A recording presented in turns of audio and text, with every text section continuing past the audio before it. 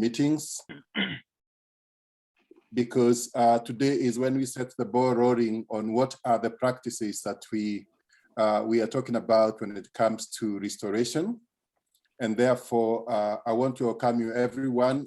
We'll be having 4 hours session today, beginning with a 1-hour plenary in which we get some key presentations that are going to be an opener for all of us, looking at the key landscapes that we are focusing on. There is a forest landscape, agricultural landscapes, and pastoral system landscapes. We have also decided to put in a 4th thematic session on conservation and restoration, because the conversation needs to continue in every of these landscapes that we're talking about. Kenya is about 83% arid lands, and therefore the fact that most of that has got wildlife in it, then we have decided to put the conservation within there to see how restoration is going to intervene with conservation. And so we'll be having those 4 thematic sessions for about 1.5 hours, where people distill into that, including what needs to happen there, and then what action plans can we put in there, and what we recommend, and for who. And then after that, we'll come back and consolidate all together to see how we can support the forest landscape restoration implementation plan that the Ministry of Environment is putting together, and how all these things can go into the recommendations, and how Kenya is going to participate into the whole decade on ecosystem restoration. So welcome all of you. My name is Jonathan Muriuki. I am the country representative for Kenya at the World of Forestry, called C4 ECRAF. We are at 88 now, so it is not going to be possible to have everybody introduce himself. So I will ask for the presenters, when you come on board, kindly ensure that you present, you introduce yourself well. Allow me to share my screen as we go into the introduction, so that we can also see how we are going to do this meeting. Let's see, got so many.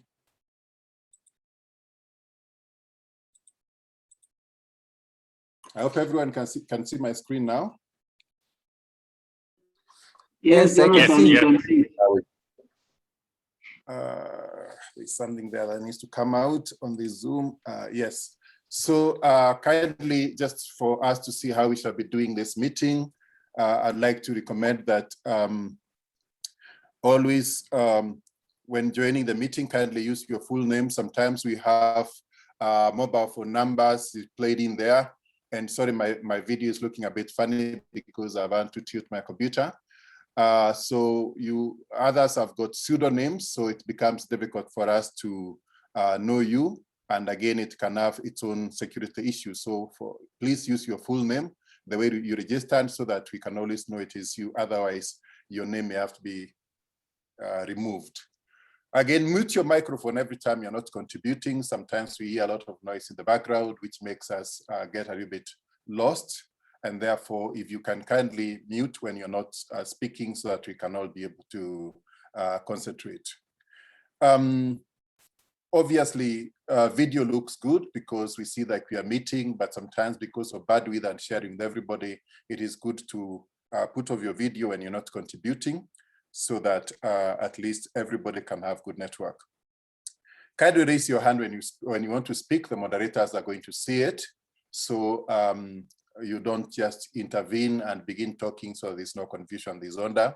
And then there is going to be a chat box where you can put in your comments or questions, and then people will be able to answer directly, and some of them will be able to pick up when we are contributing, when we are having the Q&A. So we are going to have 4 presentations this morning. Allow me to put this on the screen mode.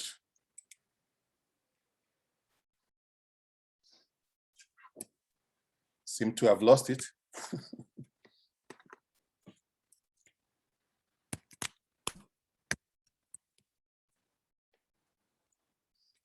I don't know, whenever I try to go to full screen mode, it seems to be having a problem, so I'll continue like this. So we're going to have 4 presentations this morning, each keynote presentation going into each of the thematic session, and then we are going to have one more by Dennis Garrity on capacity building, after which we are going to have the Q&A for about 10 to 15 minutes. Then we take a break and go into the thematic sessions. So at this point, I will ask Elizabeth to give us the objectives of the morning. Are you there? Yes, Jonathan, I'm here. Kindly go ahead. Yeah, you good want me morning. to switch off my screen? Well,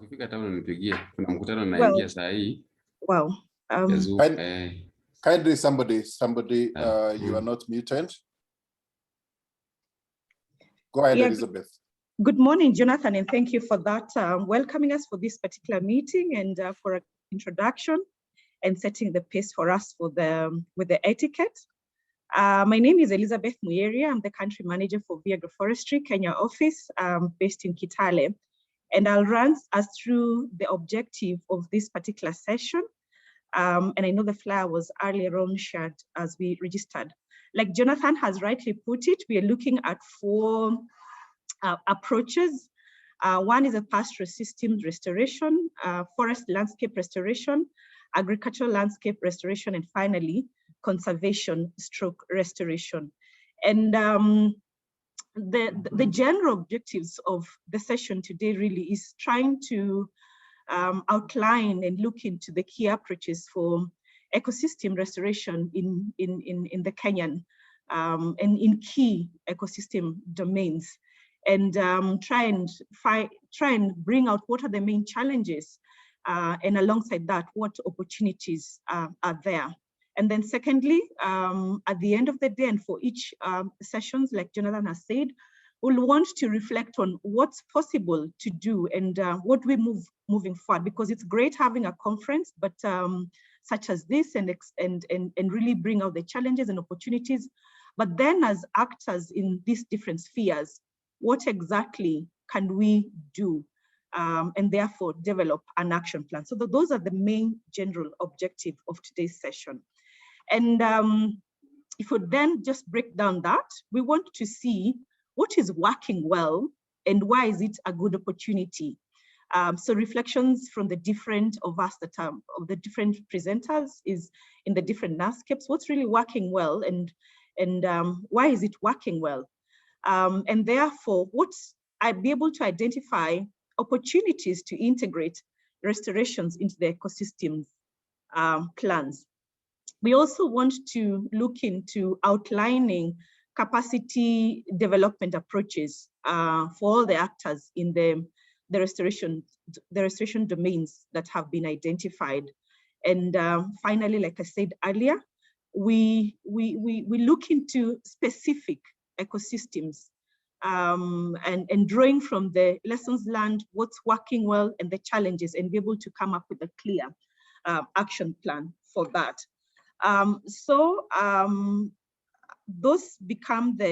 Those are the specific objectives, and that is what we are hoping to achieve and looking forward to achieve in today's session. And I know at some point then, once the I don't know if maybe I just say that for each of the groups, like Jonathan has said, after the presentations are done, and we have discussions around that, then each of the groups will be expected in their specific groups to come up with an action plan, which then will present to the main plenary sessions. And not necessarily written down, but also look at this as an opportunity for actors in the different ecosystem domains to get to interact and get to see what who is doing where and how we can collaborate better moving forward. So yeah, I'm looking forward to good discussions for the day.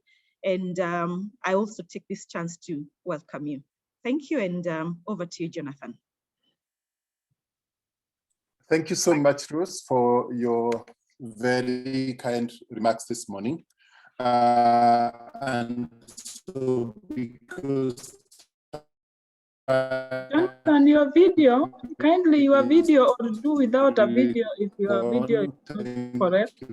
for saving us about 2 minutes. We would like to go.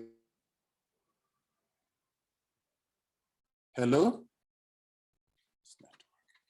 Yeah, you can mute your video, Jonathan. Jonathan, we have lost you. Hello? We have lost you, Jonathan. Jonathan, Jonathan, maybe you do your presentation without the video for connectivity's sake. Yeah, but can you hear me? Yes, now we hear you. Sorry about that. Okay, so I believe everybody has seen me now, so I'll not have to put on the video back again. So thank you so much, I was saying, Elizabeth, for such a great introduction to the objectives. Now we will go into the presentations, and allow me to outline the presentations that we have today. As I have said, we're looking at 3 landscapes, and then there's a conversation on conservation and how it's integrated into restoration. We have a presentation on pastoral landscapes by Collins, presentation on forest restoration action implementation plan by Rose Combo, and then Charles and Francis will be talking about the agricultural landscapes, and Dennis will give us a presentation on capacity building, built on a webinar that was just done recently. I would like to ask you to post your questions on the chat, because it is becoming very, it is going to be very tight for about 50 minutes of presentation. So at this point, I want to welcome Mr. Collins to go ahead. Collins, do you want me to share my screen, or would you like to do that? I'll prefer not to do it myself.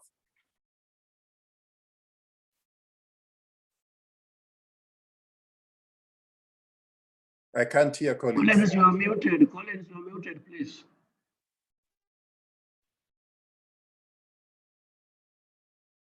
I still can't hear Collins. Can anybody hear Collins? Collins, you are muted. He's not appearing muted. I don't know what's happening. We can't hear him. Okay, I can hear you. Okay, we can hear you now. Continue. Okay, all right, thanks. So let me share my presentation. And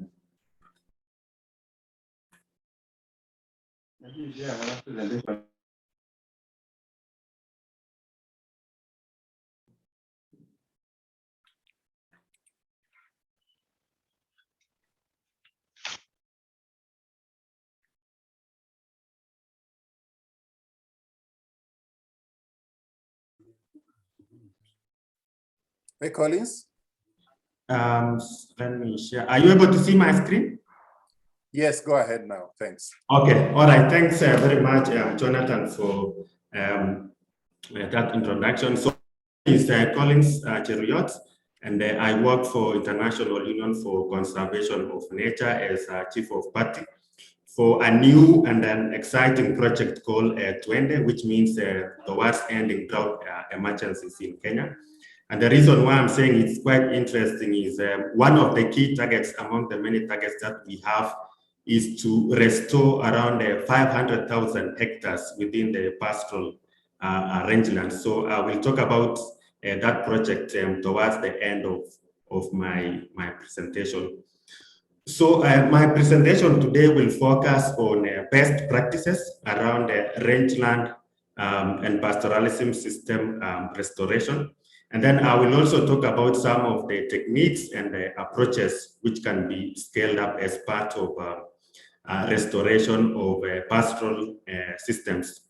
However, before I start that discussion, I would like to first of all continue the discussion we had on Friday, because I strongly believe that if we are going to build a strong national movement around restoration of a pastoral system in Kenya and even beyond Kenya, it's really important for us to build a strong business case on why investing in pastoral areas and restoring some of these degraded rangelands in pastoral systems is key. And remember the presentation which was done by our CS Environment, Honorable Keriako Tobiko. He really insisted that the cost of inaction is way, way high, and therefore we need to act and restore our degraded rangelands. And again,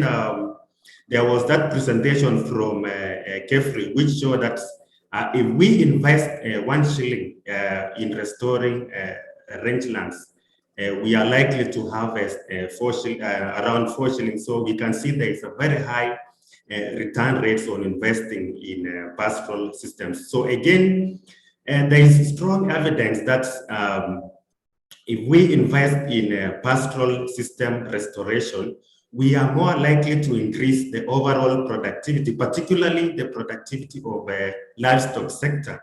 And you know, in these areas, we heard from the earlier speaker that most of the people in these areas depend on livestock. So if we restore the degraded rangelands, it has a direct effect on, you know, supply of water, food, and other critical inputs, which have direct effects on food security, water security, and even greater income security within these areas. It also increases infiltration rates, as well as moisture storage, and also recharge of water aquifers in these areas. And this has a direct effect on reducing, you know, frequent droughts, which are quite rampant in these areas.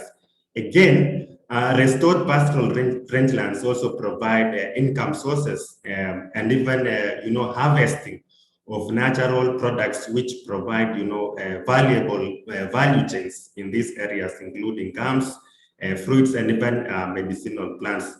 And then it's also critical since it generates ecosystem service externalities, which goes beyond these areas and even benefits people downstream, like in form of, you know, improved water supplies or even protection of wildlife. So the key message here is that we really need to continue building a strong business case just in and out of our discussions to convince the many you know, stakeholders outside to believe that investing in pastoral systems is key.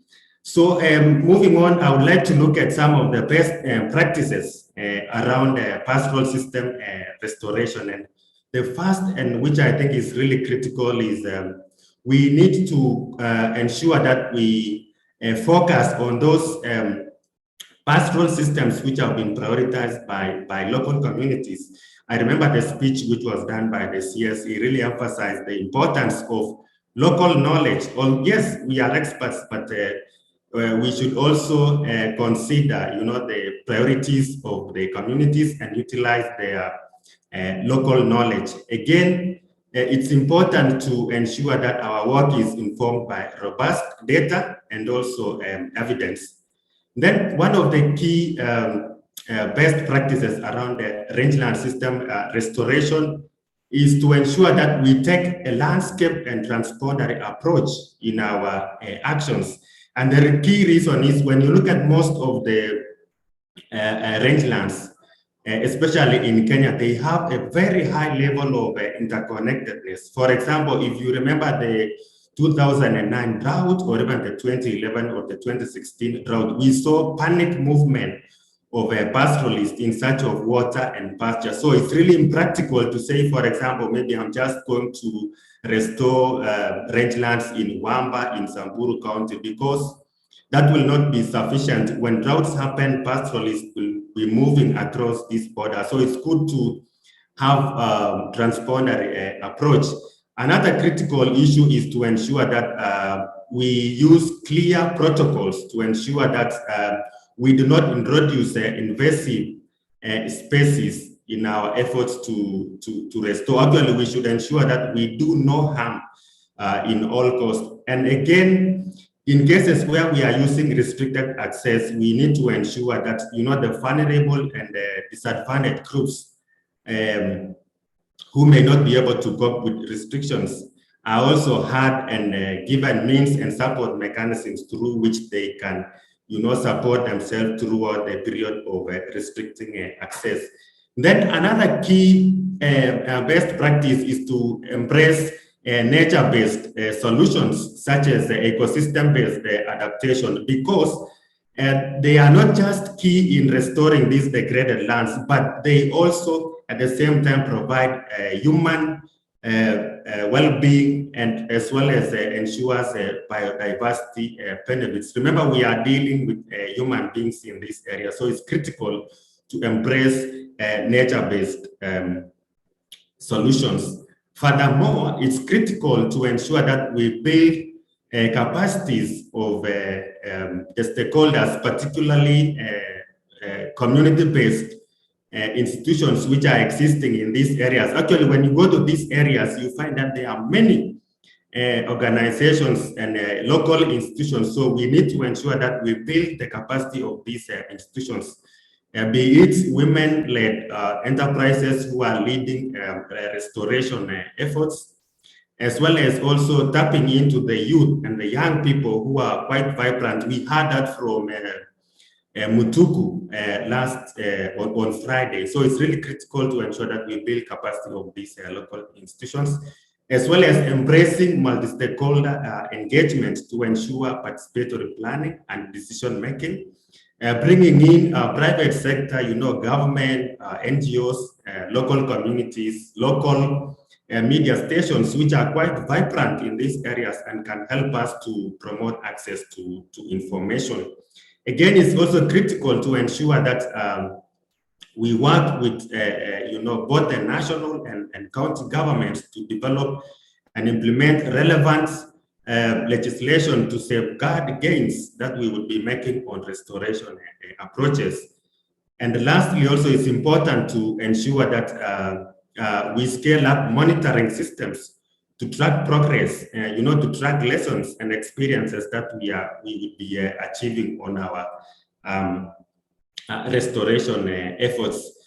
So as I head towards the conclusion of my presentation, I would like to briefly mention about some of the measures which we can consider and even scale up in our restoration efforts. And the first is around the natural regeneration, which basically can be done through improving coordination as well as timing of movement of livestock in these areas, as well as using assisted natural regeneration through reseeding.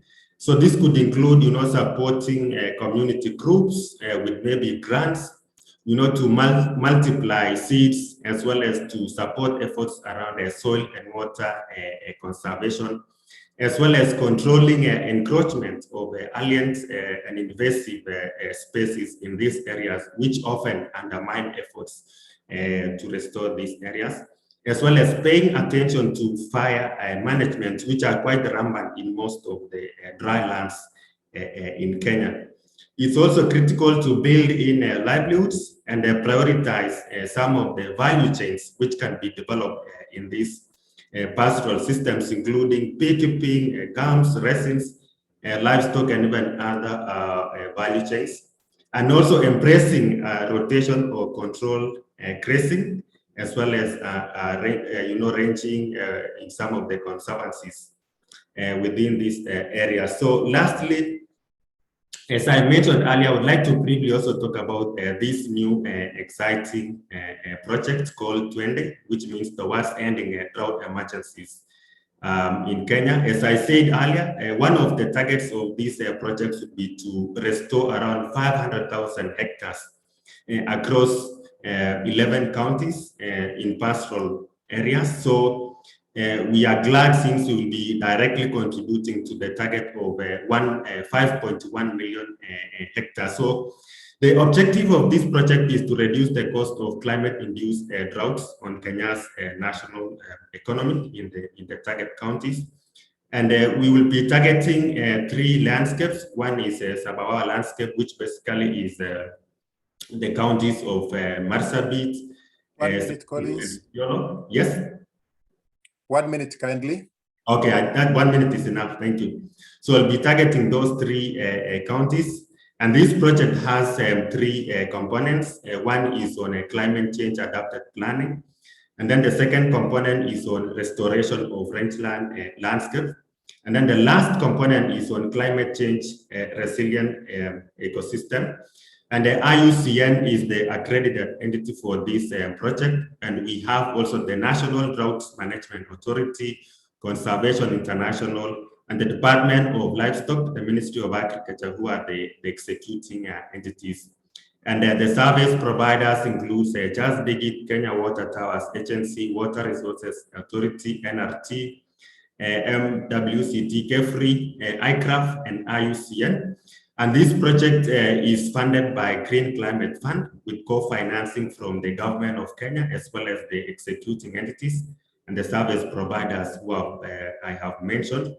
And this project runs from 2020 to 2025 with a budget of $35 million. So we are glad that we are part and parcel of this great national movement, which will be aiming to restore landscapes across the country. So thanks very much, Jonathan. And thanks to all the participants for listening to me. Thank you very much. And back to you, Jonathan. Thank you so much, Collins. You may want to kindly stop sharing your screen. And thank you for telling us on the importance of restoration in the pastoral rangelands, showing us some of the approaches that we can do, and especially emphasizing the need to put in community priorities first and ensure connectivity and also more stakeholder forums. We want to appreciate the work that you're doing even with Twende and the contribution it will do to our national restoration aspirations. So the next presentation is from Rosa Combo from Kenya Forest Service. Rosa has been coordinating the preparation of forest and landscape restoration implementation action plan 2021 to 2025. And therefore, we want to hear what this is all about and to see how we can plug in. Welcome, Rose.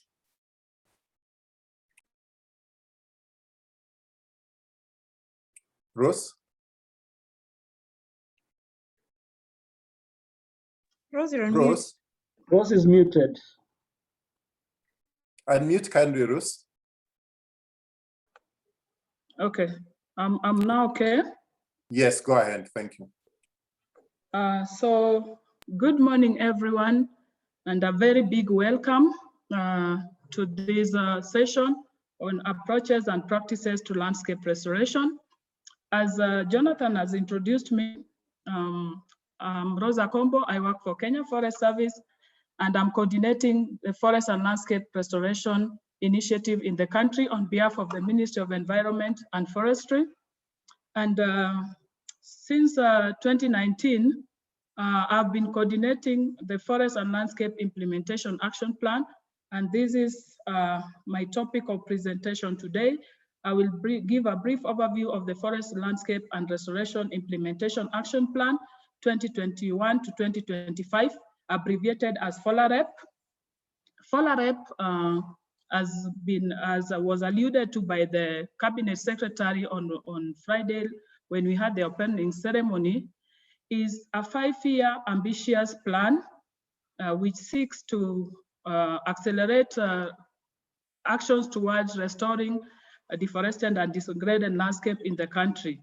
The process of the FOLAREP is being co-developed through a multi-stakeholder process funded by FAO and JEF Restoration Initiative project. And the development of this process has been informed by the National Restoration Assessment, Opportunity Assessment work that was done in 2016 that yielded towards the commitment that we made as a country for 5.1 million hectares.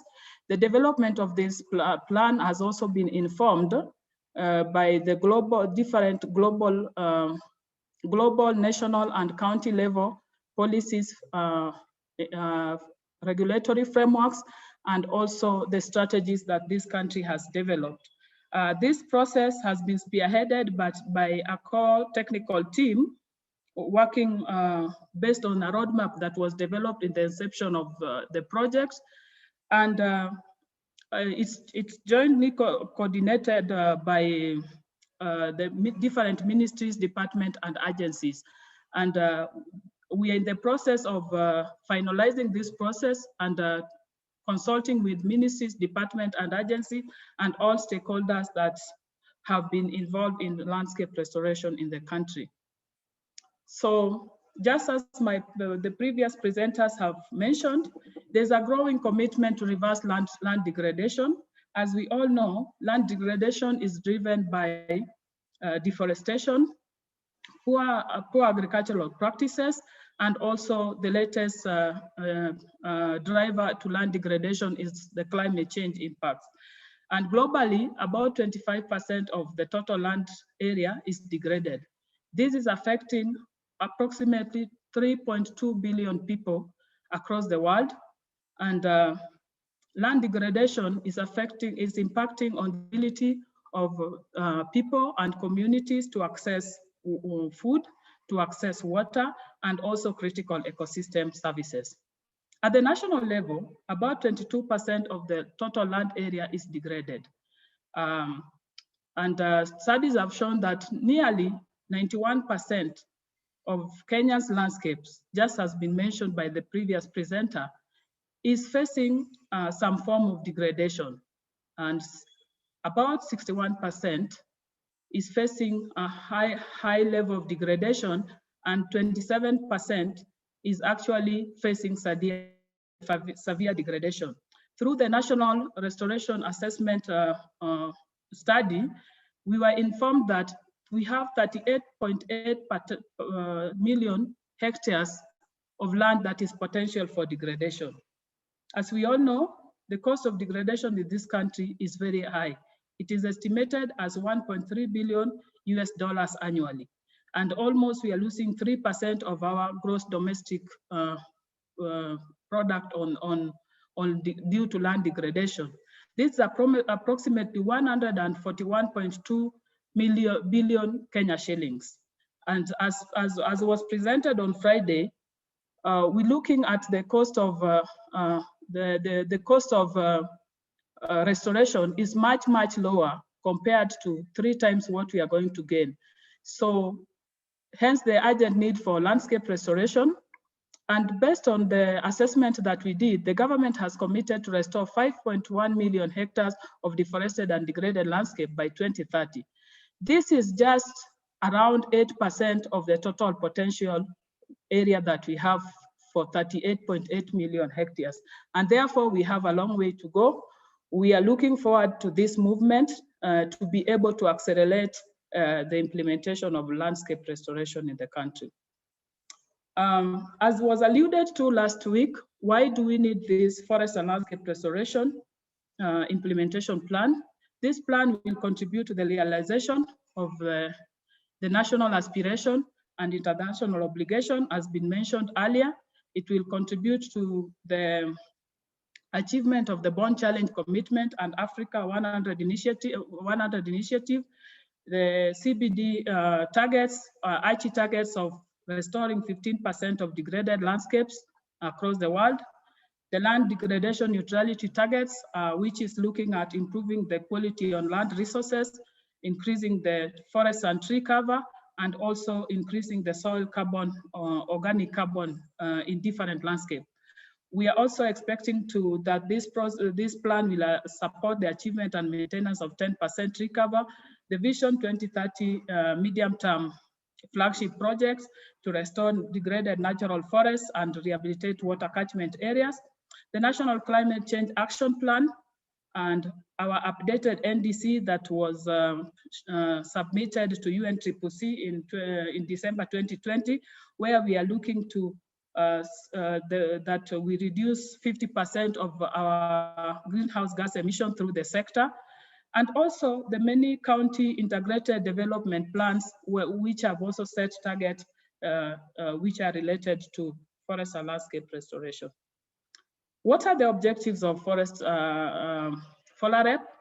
It seeks to accelerate action to restore deforested and degraded landscape because we know land degradation is affecting the the economic activities in the country. So through this forest and landscape restoration, we seek to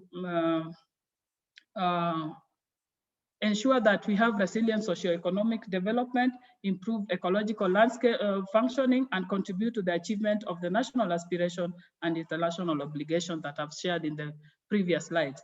The overall goal is to bring 2.5 million hectares of deforested and degraded landscape under restoration through integrated restoration approaches and best practices that we are sharing with you today. And we are looking forward to get a feedback.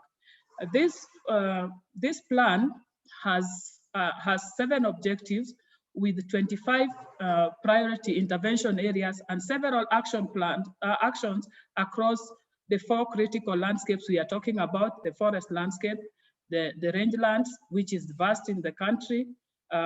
Also, we are looking at the agricultural landscapes, where we are targeting almost a million hectares, and also the buffer zone and riparian areas. So specifically, the forest and this plan seeks to review and develop FLR-related policies and regulatory framework. We appreciate the work that the country has done in terms of coming up with the relevant policies and frameworks. But as the CS mentioned last week, these policies and frameworks need to be harmonized so that they are able to address the 3 critical challenges we are currently facing in terms of biodiversity loss, climate change, and issues to do with pollution and waste management. So basically, the plan seeks to review what is existing, and specifically in the counties and also the landscape level, come up with the relevant policies and regulatory framework to support restoration efforts. Also, as mentioned by my colleague who has presented, the plan will strengthen governance, institutional coordination, inclusive partnership, and collaboration among actors. We appreciate that there's so much going on in the countries, but at the moment, we are not able to adequately coordinate this process to ensure that the resources that are being used is adequately achieving the goals. Then, of course, the target is to restore 2.5 million hectares of degraded landscapes.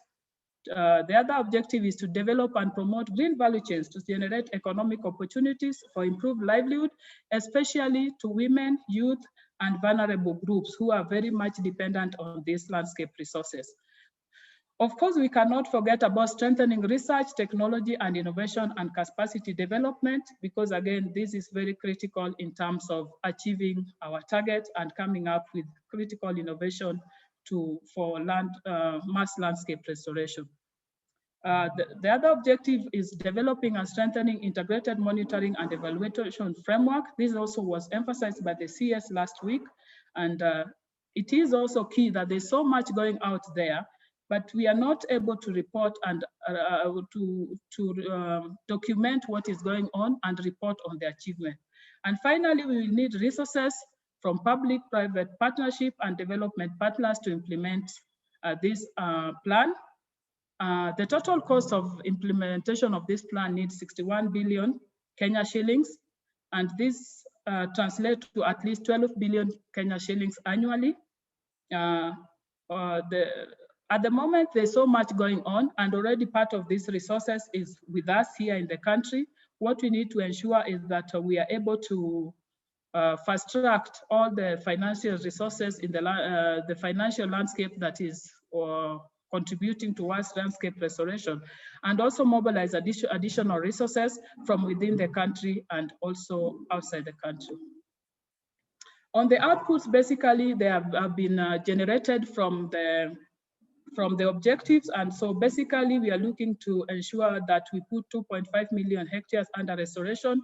We enhance governance structures, promote green value, ensure green value chains are promoted, and also mobilizing resources from within to ensure restoration of degraded landscapes. Looking at the coordination of this particular plan, this is the proposed coordination structure, and we all acknowledge that coordination is a big challenge currently in the country, given the wide range of stakeholders that are implementing restoration activities in the country, and also at different levels of government and also different levels of actors. It is therefore necessary that the Ministry of Environment and Forestry take the leadership and coordination to ensure coordination between different government levels and also different actors for successful implementation of landscape restoration. So at the apex level, we are having the National FLR Advisory Committee that will be chaired by the CS, Ministry of Environment and Forestry, and co-chaired by the Chairman of Environment Committee, Council of Governors. And of course, the membership of this committee will be drawn from the principal secretaries of key ministries that are working on land-based sector. The role of the National Advisory Committee is to give policy direction and oversight role in the implementation of this plan, but they'll also be tasked to set the agenda and priorities for FLR implementation in the country, and more strongly is to mobilize financial and technical resources for implementation of the plan. Then we'll have the National FLR Steering Committee. This is a steering committee just like we have the many other steering committees in the countries that are advising and guiding the implementation of the plan. This committee will be chaired by the PS and Ministry of Environment and Forestry, and also co-chaired by the chairman of Executive Caucus for Environment, Forestry and Agriculture. That is also based at COG. And basically, they'll be the ones who will be approving, reviewing and approving the work plans. They will also be reviewing and approving the policy recommendations that have been made by the technical working group. And they will also ensure that there are resources that institutions are able to allocate resources towards implementation of FLR. Then from there, we'll have the National FLR Technical Committee that basically will be the technical team that is driving the FLR agenda in the country, of course, with collaboration of the county government and other ministries, departments, and agencies, the private sector, the development partners, and also the civil society. So 1 minute, the task of yes, 1 minute. This is almost, okay. And then we'll also have the task of the technical working group will be to ensure that the monitoring and the implementation, monitoring and evaluation of the proposed plan is executed. Then we'll have the Secretariat from Kenya Forest Service, which will be coordinating both the processes at national and county level, of course, with a link from the County Environment Committee that will be ensuring this plan is integrated in the CIDPs and also for implementation. Then finally, on just examples of restoration approaches and practices, I think this has been adequately captured by my colleagues. It's looking at some of the best practices that have been successful in the country. We are looking at rehabilitation of degraded natural forest through enrichment planting, natural forest regeneration with protection, intensive agriculture, agroforestry, with the maize, grevillea, robusta, and fruit trees, intervention of mealie and cowpeas, which has been very successful in dryland areas, riparian planting using bamboo and grass, tree buffer zones along roads using indigenous tree species, and we have seen also promotion of green spaces in our cities. Also grass reseeding, which is also very important in rangelands, and traditional pastoral system and civil pastoral system, as has been mentioned by colleagues. I therefore thank you for joining the restoration movement, and we are looking forward to work together as we get to consult on this plan and operationalize the implementation. Thank you so much. Thank you so much, Rose, for giving us a good overview of this ambitious plan to restore 2.5 million hectares in 5 years. You have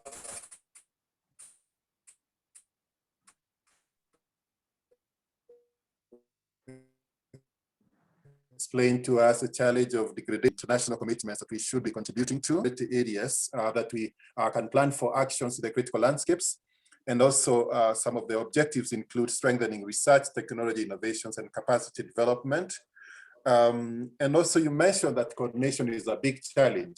So we would like to see how this week we contribute to that conversation about how we can coordinate and contribute to this. So thank you so much. And that is why we purposely selected that this conversation of today goes on the, especially the 3 critical landscapes, the forest landscapes, the agricultural landscapes, and the rangelands. We were not able to include wetlands here, but again, as we talk about conservation and others, that is going to come through. Just want to welcome those who have joined us ever since we started. We started at 75 participants. Now I can see we are at 187 participants from across the country. We just want to welcome all of you so much.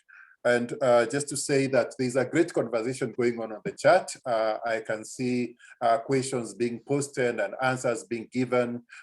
Many of the people introducing themselves from over there. We are so grateful to see all of you from across the country, officials of various country governments, as well as various organizations that are contributing from community organizations to national organizations to NGOs, religious faith-based organizations that are all contributing to this great conversation. So we want to welcome you all so much. So we have had a presentation for those who are new already on pastoral rangelands.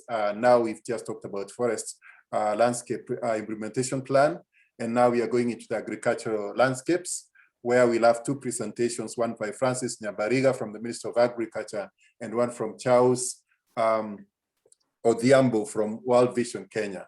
So Francis has been, is working in the Ministry of Agriculture and has been leading a lot of restoration conversation in that ministry across various landscapes, and also has led the development of the Kenya National Agroforestry Strategy that will be domiciled in that ministry to help support that work. And then Charles Odhiambo is the manager of the Regreening Africa project, a project that is working already to support restoration of 150,000 hectares by the end of next year across 9 countries of these countries. So I don't know, Francis, are you ready with your presentation? Yeah, I'm ready. Are you able to share? Load it. Yeah. Okay. Meanwhile, Charles, be getting ready as well. For those that do not know me, my name is Jonathan Muriuki. I work for ICRAV as a Kenya country representative, and I'm moderating this session. Go ahead, Francis. I can see your presentation. If you could go to the top. Okay. And kindly take only 6 minutes so that we can have some other 6 for Charles.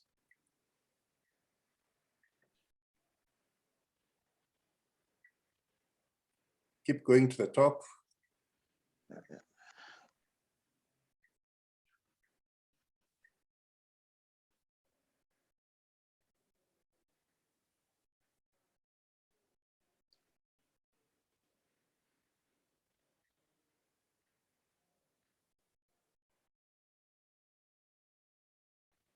Yeah, so thank you, Jonathan. All right, go ahead. I hope I can present without my video. Sure, that's okay. I don't know whether I'm audible enough. So yes, we can hear you well. Go ahead. Good morning, everybody. My name is Francis Nambariga. I work for the Ministry of Agriculture, Livestock, Fisheries, and Cooperatives in the State Department of Crop Development and Agricultural Research as a Deputy Director. And I'm also in charge of or coordinating the National Agroforestry Strategy 2021 to 2030. So now 6 minutes may not be enough to summarize degradation which has taken place for centuries, but let me just try. So maybe I'll just have a snack preview of what happens in this. To begin with, I'll say degradation is a slow process which is cumulative. And of course, in some cases, it is not even visible unless we have disasters like maybe landslides. For those of you who attended last week's opening session, the governor Torgos from Keio Marakwet talked of landslides. Those are the areas where, or floods and maybe sometimes droughts, those are the areas that issues that can be visible. Otherwise, the others are very, very slow and invisible, but quite destructive. So the land degradation threatens agropastoral and silvopastoral farming systems, and of course the nomadic systems. So it affects millions of people. And of course, given that there is high population now in what we may call highly humid areas, the pressure has made migrations to other areas. And these are areas which are characterized by maybe loose soils. They are actually more vulnerable than the traditionally humid areas, what we may call the high potential areas. So marginal lands are also increasingly being cultivated, and of course, subjecting them to be, to more vulnerability. So now, if you look at these two maps, one of them is that of 1990, that is Kenya in 1990, the degradation situation. And after some years, that is the year 2012 on the right, you may observe that there are changes. So when we do some remote sensing, you will find that there are changes even within a span of 1 year or 2 years. You may even find that it's totally a different picture. Then you will see cases where people have encroached into forest areas, like this one is Wundanyi in Taita Taveta County. And then we also have others, like now this is Kilifi County, which means ASALs are actually more vulnerable to degradation. And then poverty has also driven people into going into issues which are maybe they want to make a living out of the environment. And of course, you can see the charcoal panning. If you want cheap charcoal, go to the ASALs. That is where you'll find it. And of course, you can see the major culprits of course, water is the main driver of degradation, but for it, there must be some agents which make it easier for this water to degrade the environment. So this is just a cross-section of areas in Kenya where you'll find that a lot of degradation has taken place. Now, as we move on, you'll find that the challenges that we have is that degradation is a very slow process, such that even if you try to explain your case, maybe to policymakers and even the parliamentarians, they don't see it as a priority because it's a slow process. It threatens natural resources. The consequences will lead to food insecurity and, of course, poverty, and then unsustainable use of environmental resources. And then you will also have soil erosion, loss of biodiversity, displacements. There are cases where even floods displace people.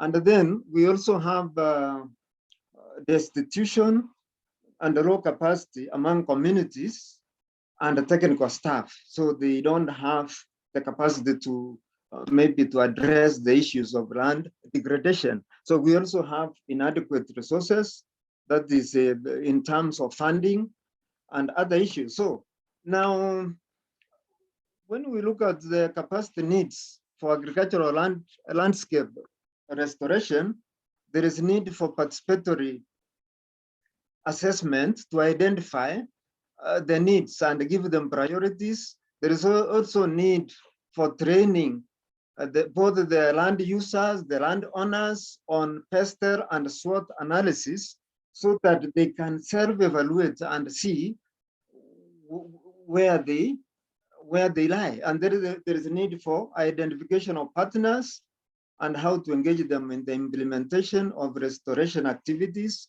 And then there is a need for participatory planning and implementation of climate smart agricultural practices.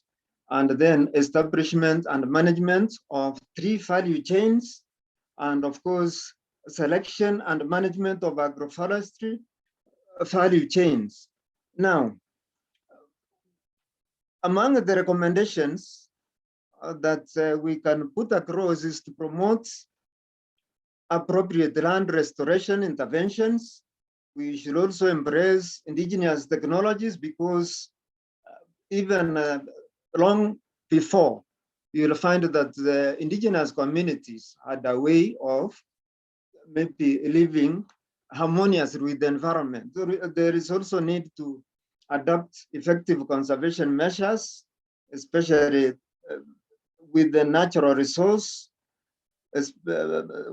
Among them should be agroforestry, which I may mention maybe for 1 minute so that I can talk about it more, and then adopt alternative livelihoods like beekeeping and other gamma repic and other aloe vera and other alternative livelihoods, which can make people not to resort into sustainable exploitation of natural resources, especially charcoal burning.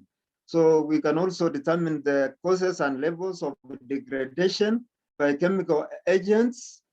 We have salinity, those areas of land degradation which we don't see. So those areas like chemical degradation should also be addressed, especially salinity and acidity. And then capacity building of communities and on land carrying capacity for those who maybe keep livestock, because it's difficult to maybe demarcate the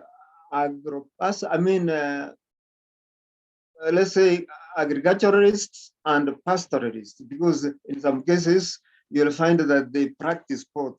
So there is need to maybe stick to the carrying capacities, and that one the farmers need to be advised on how on the land carrying capacity and then maybe the stocking rate of those areas. So we can also encourage appropriate agricultural practices such as climate smart agriculture.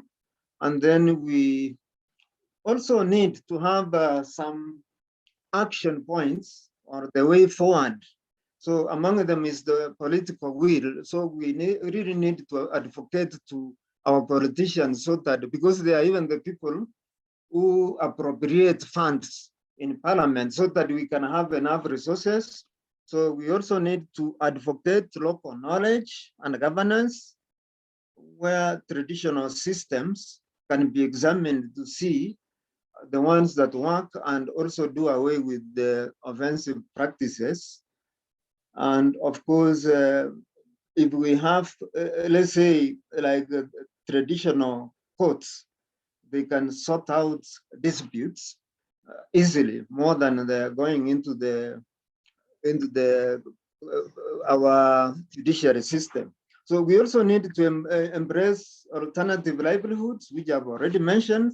And then we also need to entrench policy and legislations, and of course, embrace partnership and collaborations, adopt an integrated landscape approach, because we are not going to say we can only deal with agricultural landscapes, and yet the agriculturists are the ones who are maybe encroaching into forests. So that is where I'm guilty as charged. And then we also need to, maybe if I can now mention on the areas of the relevant policy, legislations, and strategies, and then I'll just mention in passing that we have developed national agroforestry strategy 2021 to 2030. And of course, we have a draft which is ready, but we now want to subject it into regional consultations for ownership. And then we'll also have a national foundation so that at least there'll be ownership for all stakeholders.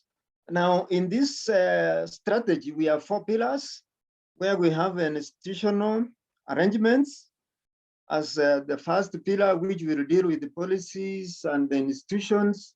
And we also have a resource mobilization among them, and even having issues to do with maybe a curriculum that will maybe capacity build the citizenry.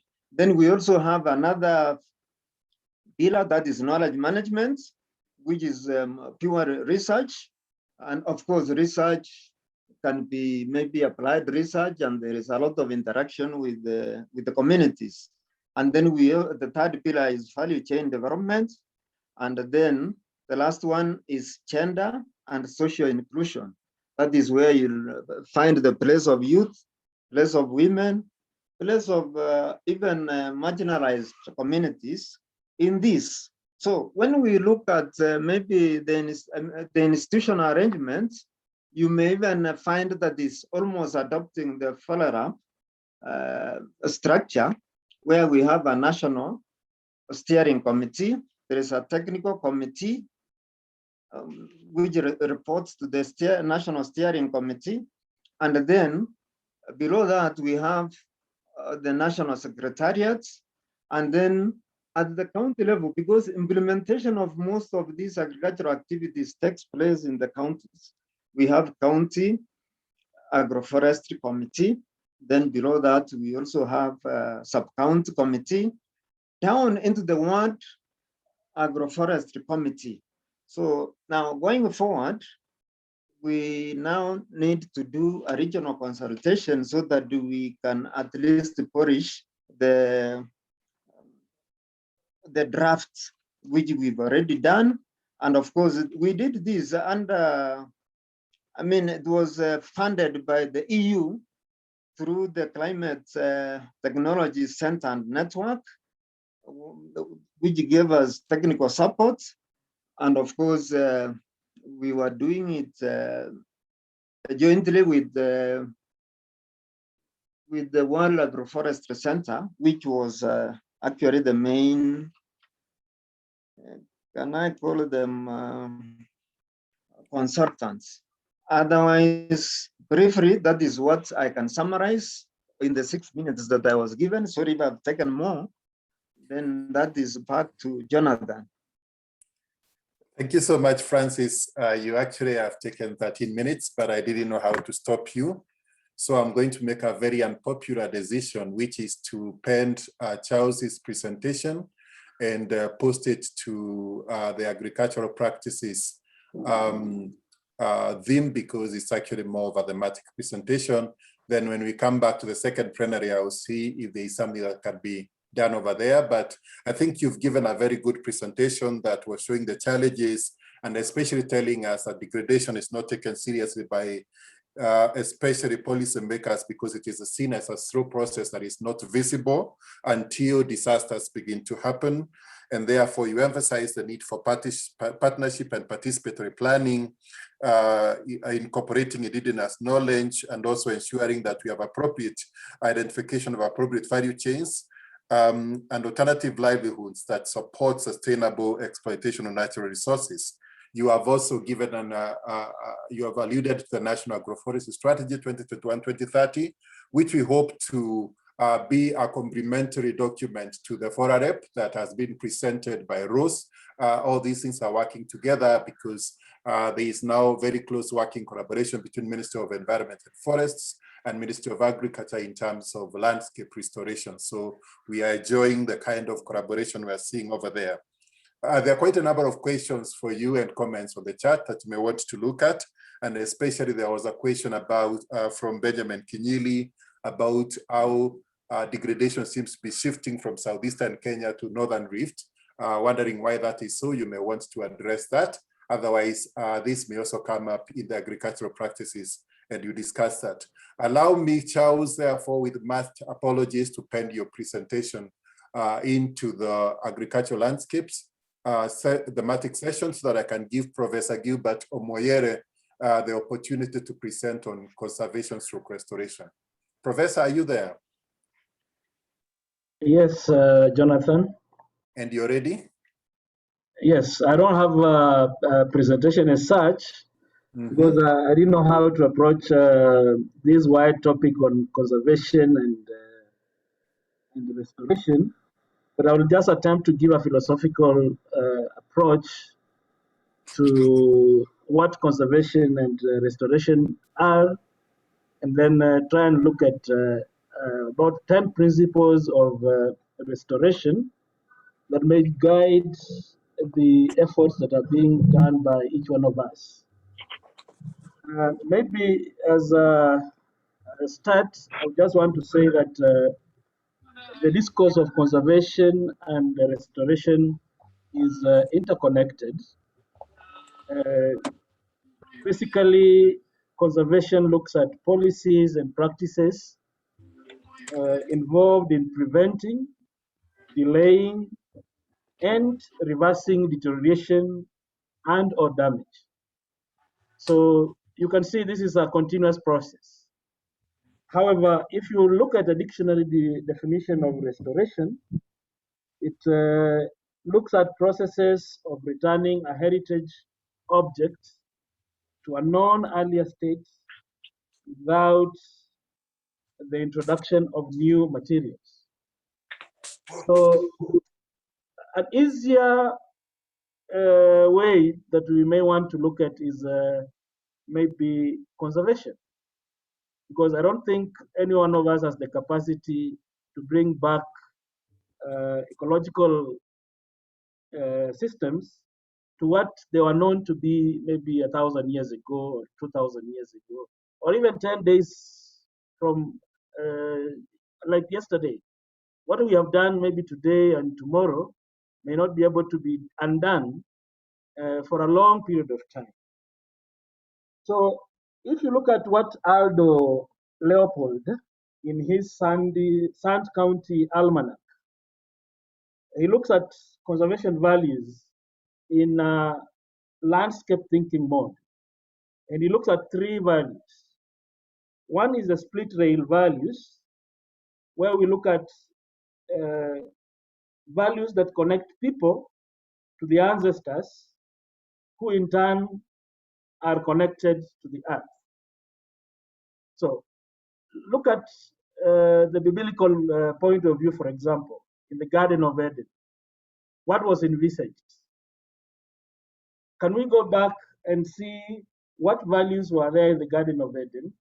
See why the ancestors that were there, Adam, Eve, and the folks there, and see what that was like. Then we have the man-earth experiences. This reminds us or remind people of the importance of the natural world. At what point do we stop and think and envisage that tranquility of nature? Can we be able to see how nature has provided for us and the goods and services we have enjoyed, and therefore start restoration activities or conservation activities? Then lastly is the sportsmanship values, which encourages hunters and fishermen to limit or to want to limit their way and emphasize quality of skill as opposed to quantity of animal skill. I've just used an example of the animals. This could still be applicable to plants. how do you use nature in a non-utilitarian fashion? Can we appreciate the service roles of nature?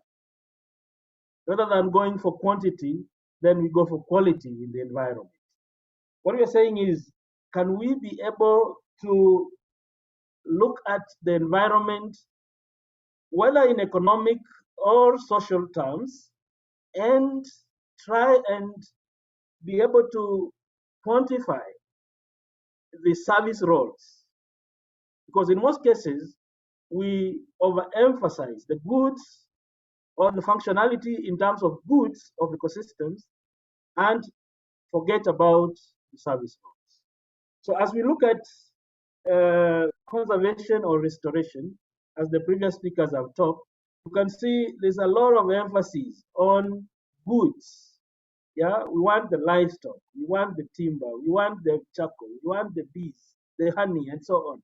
But we are not looking at pollination. We are not looking at land management, soil, biogeochemical cycles, and so on. How are we going to restore this? It is very important as we go forward. Allow me now to look at these 10 principles very quickly. And the first one, these are principles of restoration. The first one is that the first rule of intelligent mending is to keep all the pieces. You must keep all the pieces if you have to do restoration. Now, what are the pieces? These are the environmental components, the ecosystem components, the functions and the structures, the species composition. Because every species, every component has a function. The second one is that the goal of restoration is to enable the system or organism to renew itself. So as we do all these things, we want the ecosystem, the environment, to be self-sustaining. Yeah, it must be self-sustaining. Number three is that all restoration is undertaken in a biogeomythic field. So there must be the living, the non-living, and the story behind it. If the story is told, that's the mythic part. If the story is destroyed or maybe not told the right way, then we are going to experience problems. Because remember, we have to mend the bio and the geo. Number 4 is that death is essential. Our ecosystems will at one point die. Yeah, we need, if there were not death in ecosystems, we would not be having this conference in the first place. So we will envisage death of ecosystems, we envisage damage to ecosystems, we envisage non-functional systems to occur because of our interventions. Today, if you go to the US, you'll have to pay dearly for pollinator bees. Why? They have destroyed their habitats, they have destroyed the functioning of systems there, such that now pollination is a big business. You can sell your beehive or hire your beehive to your neighbor at a cost to pollinate his fields. Number 5, healthy systems are resilient.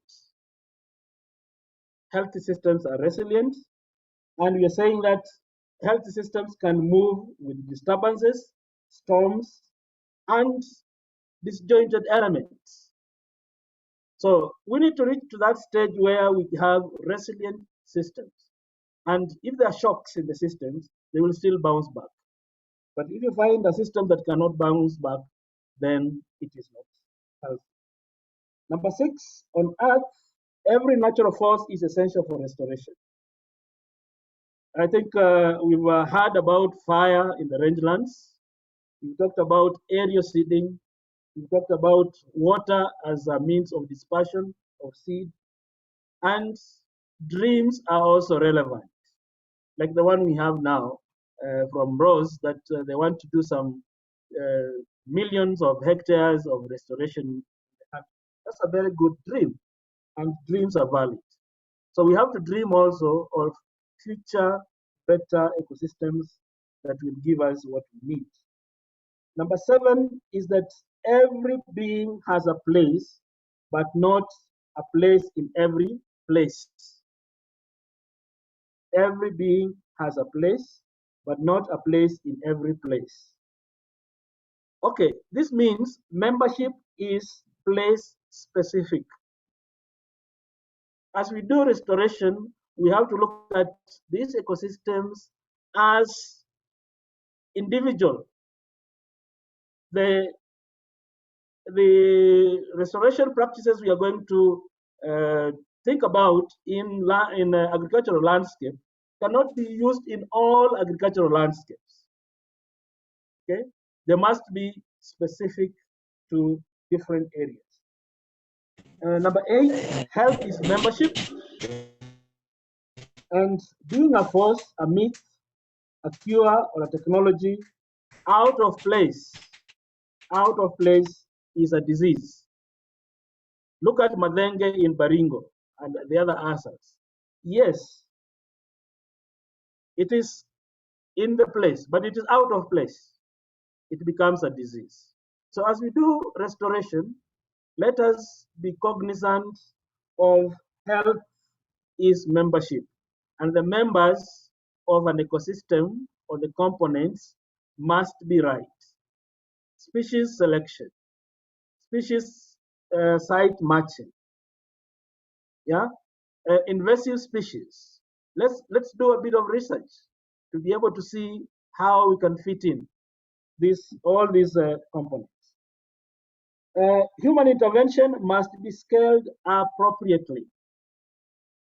We might do a lot of harm rather than good if we don't look at our restoration scales.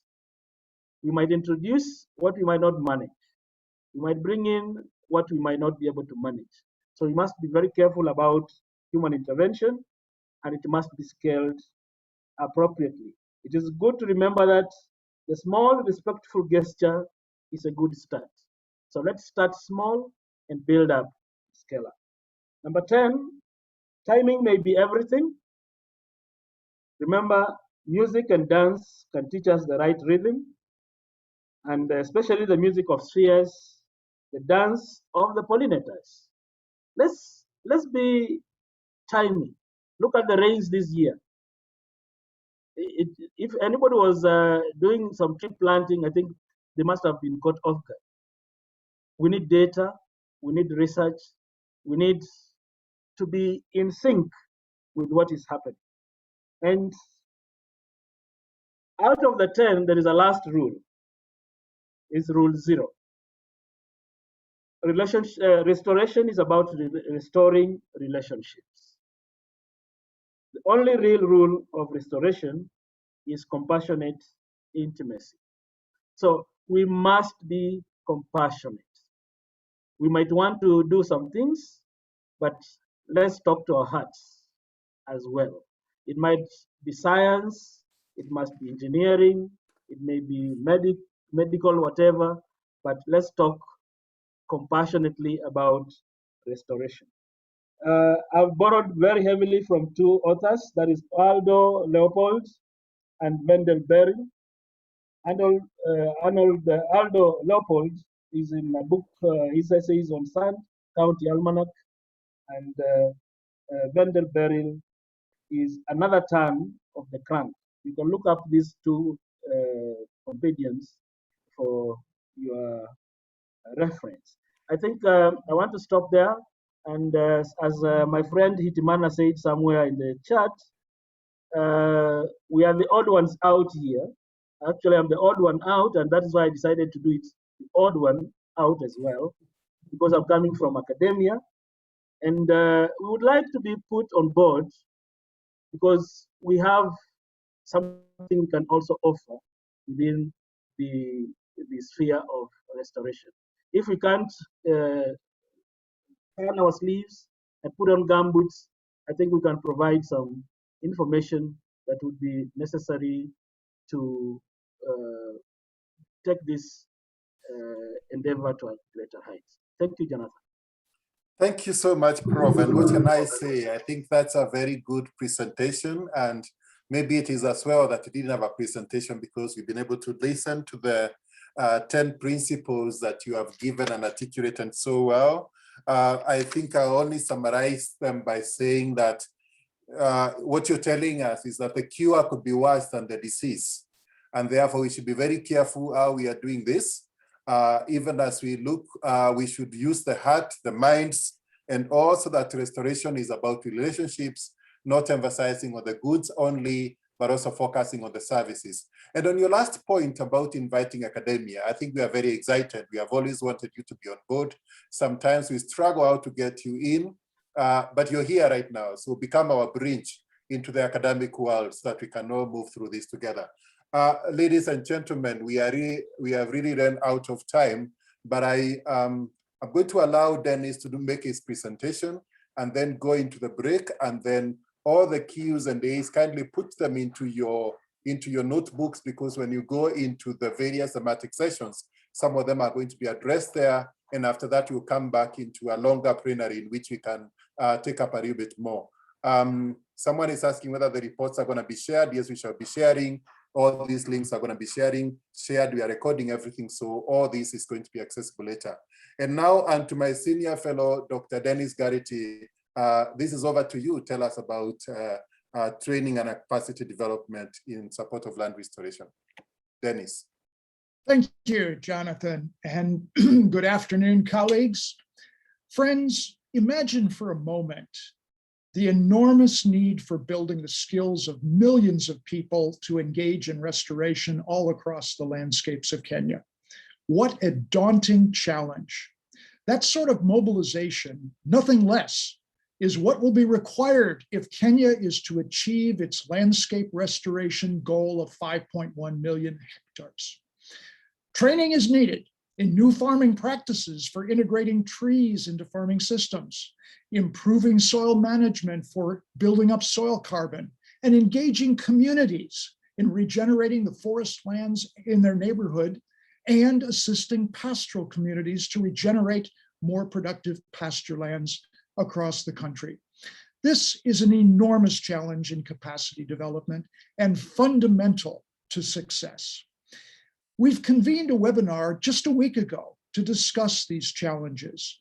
We had an amazing group of speakers and panelists who shared their experiences on best training practices, and we harvested an extremely rich set of recommendations from that conversation. So today I'd like to share with you a summary of that event and to point out a few key recommendations that emerged from it to be captured in our conference action plan.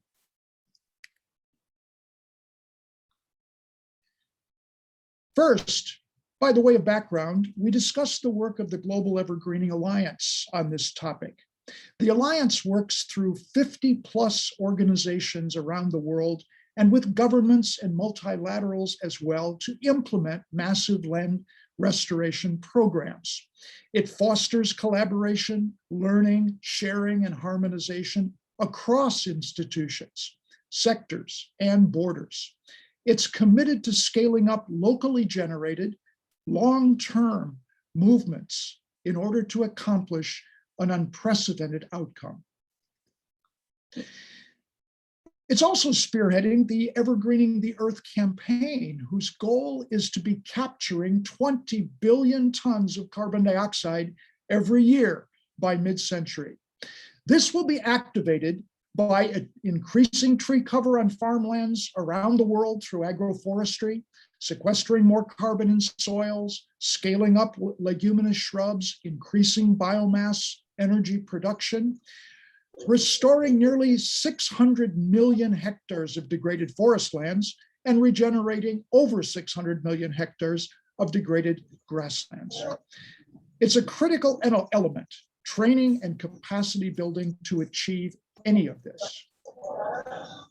Currently, the Alliance is working to develop regional capacity building hubs for supporting curriculum development, conducting training programs, providing more opportunities to practical hands-on training, developing the decentralized platforms to increase support for training, tailored to the needs of each restoration program. We developed a survey of training resources and capacity building needs as a basis for collaboration on this topic to address the evergreening training and leveraging opportunities existing in current organizations. The survey is composed of 3 parts: questions about existing training materials and how they are used, an assessment of training needs, and the evolving context for training and capacity building. So far, the survey has been completed by about 20 individuals in Kenya from a wide range of organizations, as you see here, including government extension and the NGO community. We want to thank these persons for their time.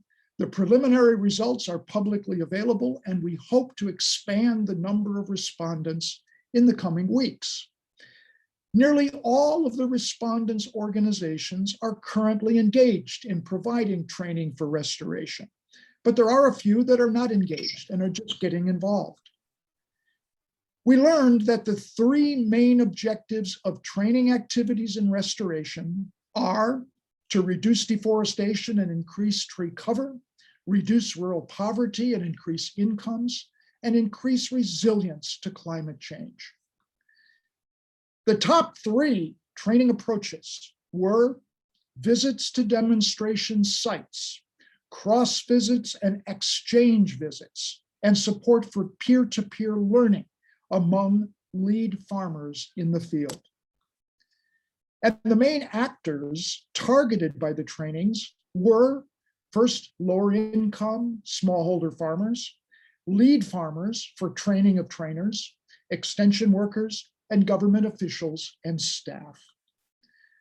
The panelists discussed these results, and they shared many rich experiences and recommendations on training implementation based on their deep experience over many years.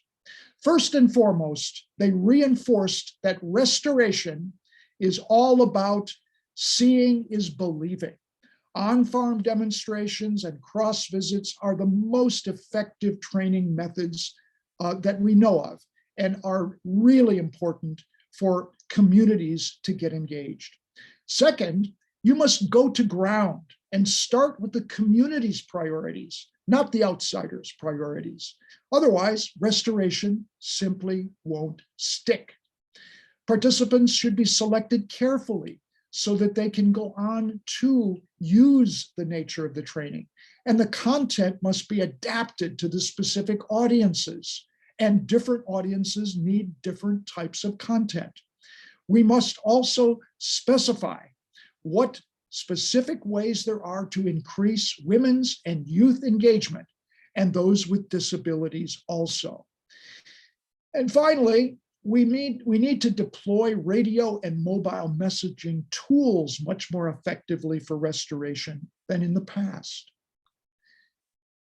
There were also some important recommendations on the organizational aspects of training.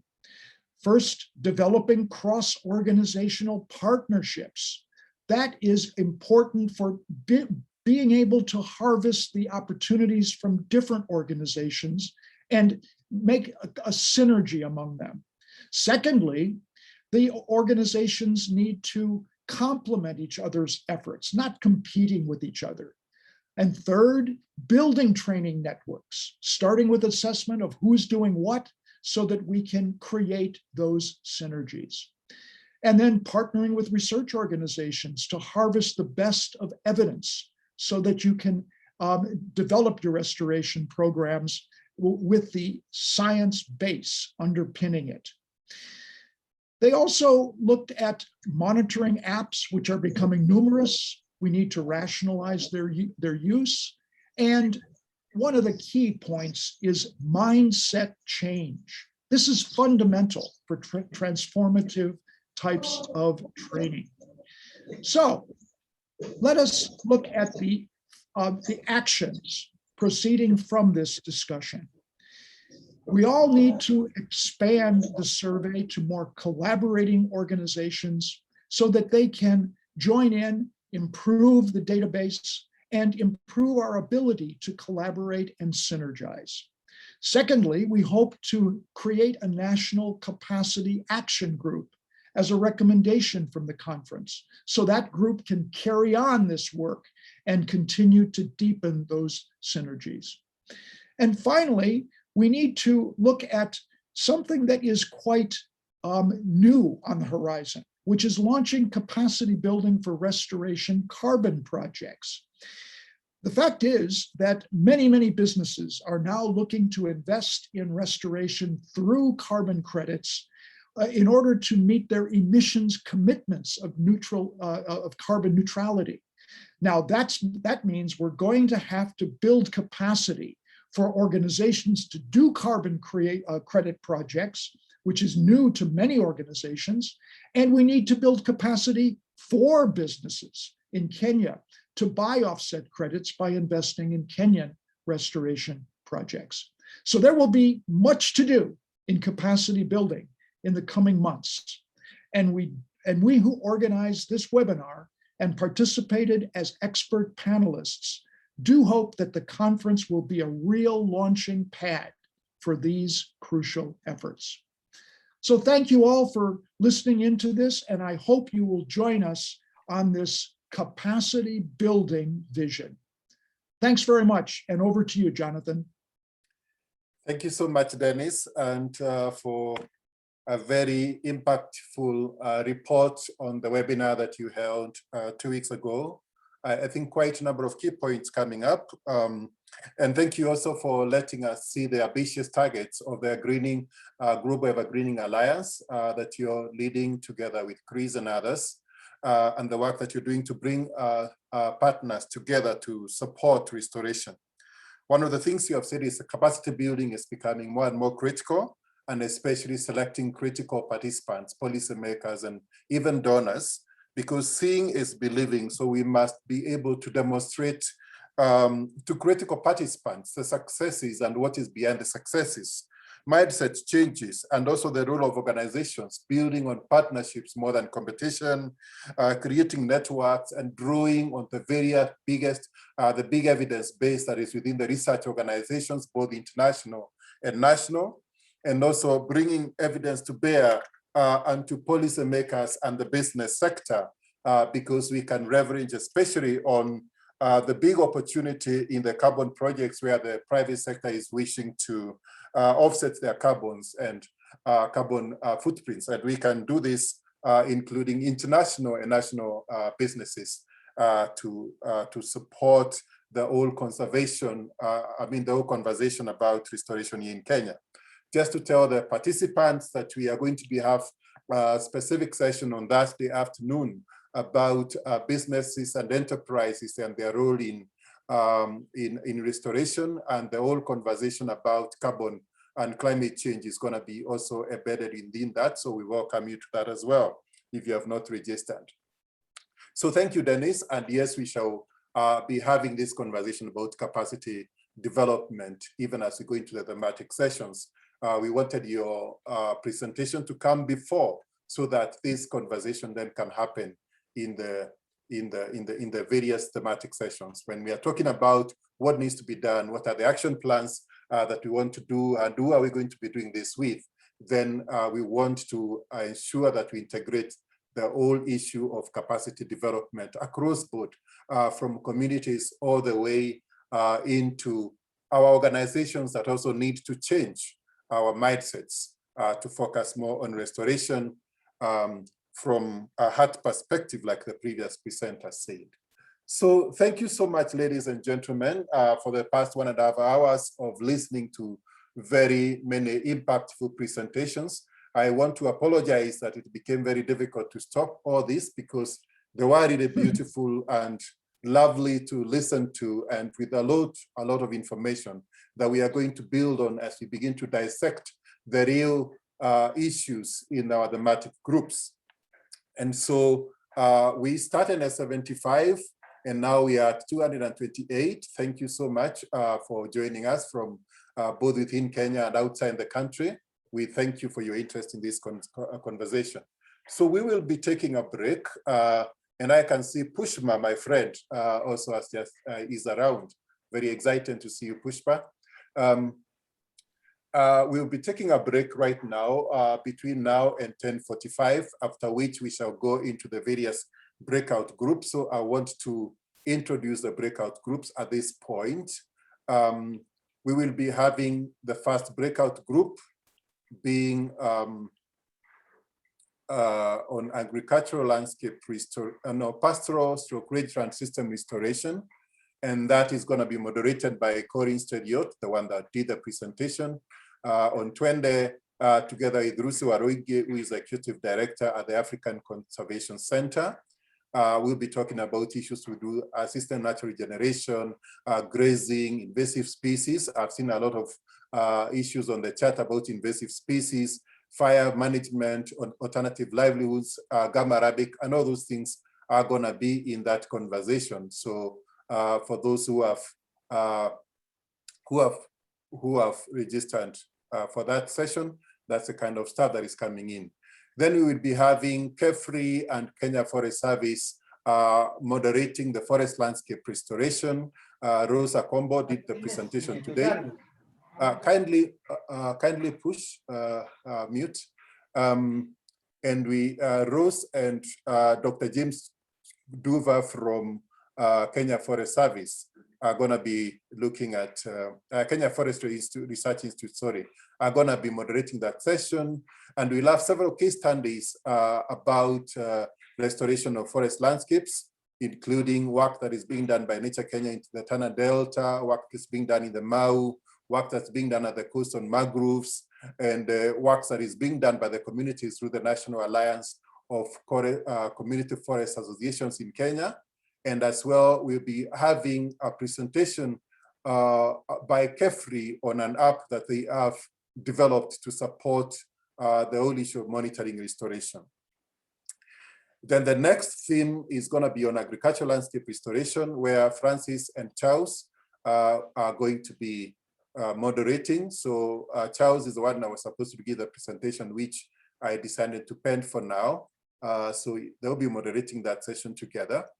And at that point, we'll hear about the Regreening Africa project that Charles is leading, and a bit of the FMNR approaches that they are working in there. Then we'll hear about work by Via Agroforestry on a Kenya Agriculture Carbon Project, some issues that came from the FMNR webinar that we held the other some time ago, as well as issues to do with the regenerative agriculture. Then the other theme is about conservation, where Professor Gilbert will be moderating. And you hear some of the work together with John Jaggi, the programs manager at Wildlife Clubs of Kenya. And you hear some of the work that is happening in the wildlife corridors, community benefits from the Mara project that Via Agroforestry has participated in, some work that is being done by Friends of Karura Forest. All that is coming in to show, to integrate the whole area of conservation into restoration. So I would like us to take a break at that point, and then the organizers will open the breakout groups. Sorry, we come back at 10:50. We will organize the breakout groups for which we are going to go into until 12:20. Thank you very much. You can then take a break. Reconnect back, right? I'm so sorry, Rose. I thought but we were almost at the tail end, so this is exciting. I thought 4 hours is going to be a very long time. Now, no, it was very short. I am so sorry that we can never have enough time for everything. Wow. But I think I was able to jam in on and off to various groups and find a lot of lively discussion. Of course, to my shame, because now I'm a nomad and I missed everything. So I hope I can be updated in the next few minutes about what has been going on. So I was saying I was giving a few minutes for the moderators to put up their notes, like a minute or two before we start on. But I think Collins looks ready, looking at the screen. So Collins, maybe you may want to give us 5 minutes of what has transpired in that group. Okay, all right, thanks very much. So maybe Senel, you can share the screen with our notes. So like the other group, we did not manage to complete as had been stated, but I think we tried to cover as much ground as possible. So remember our session was on pastoral rangeland system restoration, and some of the key themes included assisted regeneration, natural regeneration, invasive species management, fire management, also livelihood options like beekeeping and so forth, as well as community institutional strengthening. So some of the challenges we identified included, the need to ensure a strong governance structures at all levels of governance. And then also we identified conflict as a key barrier to achieving restoration.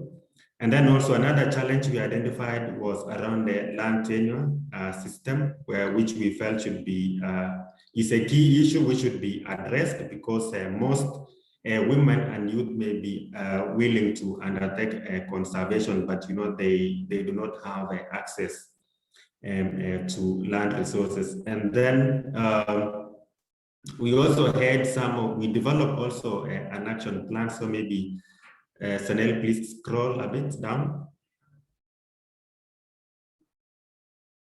Yeah, so we identified an action plan, but we did not have enough time, and we strongly feel that maybe we may need another session to clearly, pinpoint exactly what specific actions and who will lead specific actions, and also to agree on by when. So we ran out of time, but these are some of the key action which we agreed, and one was around the need to strengthen coordination of agencies and practitioners in order to restore rangelands at scale. And we felt that the lead person should be both the national and the county government, and also the need to ensure land use planning and also use of county special plans. And we thought the county government should provide leadership on this. And then also we talked about specific capacity building for different groups, and we felt NRT is, and also Southern Rangeland Coalition can play an important role based on their experience in the field, and also the need to ensure integration of indigenous knowledge with scientific knowledge, given that each has its own strength, and worker would lead on that. And also we felt that it's important for us to, have monitoring as an integral part of our MNE work, and that's all the practitioners. And then also importantly was the need to bring on board universities, which we felt this is a huge gap, and I think it came up also in the plenary, and that the academia or the universities can provide leadership on that. And maybe in summary, we also had other points around the use of enclosures to support natural regeneration, and also ensuring joint planning and joint resource mobilization, both with county governments and national governments, and also ensuring that we document our work while embracing gender issues. Please scroll. Yeah, so I think those are repetitions. Scroll again. Yeah, so that's a summary of the key action points which came from our group. But in a nutshell, we strongly feel we will need more time to discuss this deep and have a concrete action plan. So thanks, and back to you, James. Thank you so much, Collins. And maybe Zanel, you can increase the view. There are some people who are not able to see your screen. Is there any member of the group who feels that there is a key point that maybe Collins has glossed over?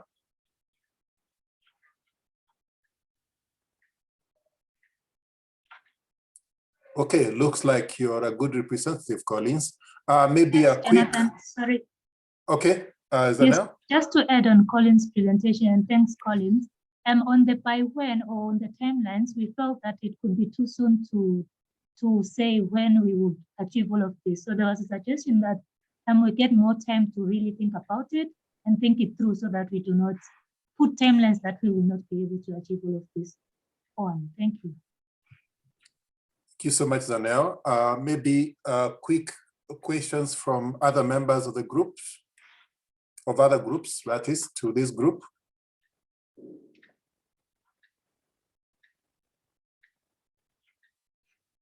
Does anyone feel like there is something that needs to be added to the pastoral rangelands from other groups? Especially from conservation group? I think the aspect of political goodwill was mentioned. Maybe it didn't just come out, but there's a lot of politics in management of rangelands, which needs to be also given a bit of attention. Thank you so much, Irene. We will note that. So we note that there is a bit of spaces, gaps there. So I'm hoping that Zanel, the members have a group that maybe they can quickly add on to this. You can share with all the members who are there, and they can quickly add on to this so that we can have some complete action points that we can briefly present by Friday. It's really, time is really moving fast, so we are not able to, all of us, get there. So let's have that conversation. Zanella and Collins organize for maybe some conversation on email to have that completed.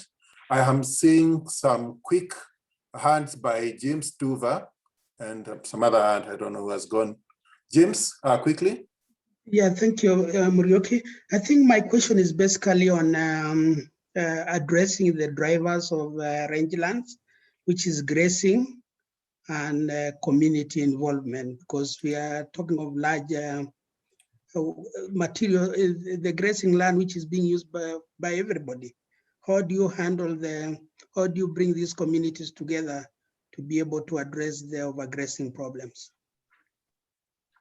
Thank you, James. I think there was another hand before I let Collins respond, but I cannot see it now. A bit of... Hello. Hello? Yes, my name is Emmanuel. I'm the one who has addressed yes, the hand. Go ahead. Mm-hmm. Okay. On the presentation, I was hoping to see maybe a target so that for the purpose of monitoring, so that we can know when we reach by when, we'll know how much we have covered and how much is yet to be covered in the process that will be undertaken. Thanks, Emmanuel. Maybe Collins, you can give a quick answer and then we go to the next group. Okay, all right, thanks, James and the presenters for those questions. So let me start with the first question. There is a question on the need to involve communities, particularly to address the challenge of overgrazing in some of these areas. And I agree that's really true. When you visit most of these areas, you see, actions around overgrazing. So we believe that there are quite a number of options which we can use to address that challenge. And one of them is to support the already existing community grazing committees, and that could be actions, around building their capacities, training them, supporting their organizations and institutions, even with small grants, so that they have the strong capacities to to respond and address the challenge of overgrazing in these areas. And then there is a question on the targets. Yes, I agree actually that we ought to to provide targets for the actions which we articulated. And as I said earlier, we had a challenge of time, and we will look at that to see how we can add targets the same way we do with the projects that we work on. So thank you very much, and back to you, James. Thanks, Collins. Yeah, in my next live, I'll be James, but let me be Jonathan for now. Where we're gonna have Rose, a quick 5-minute presentation.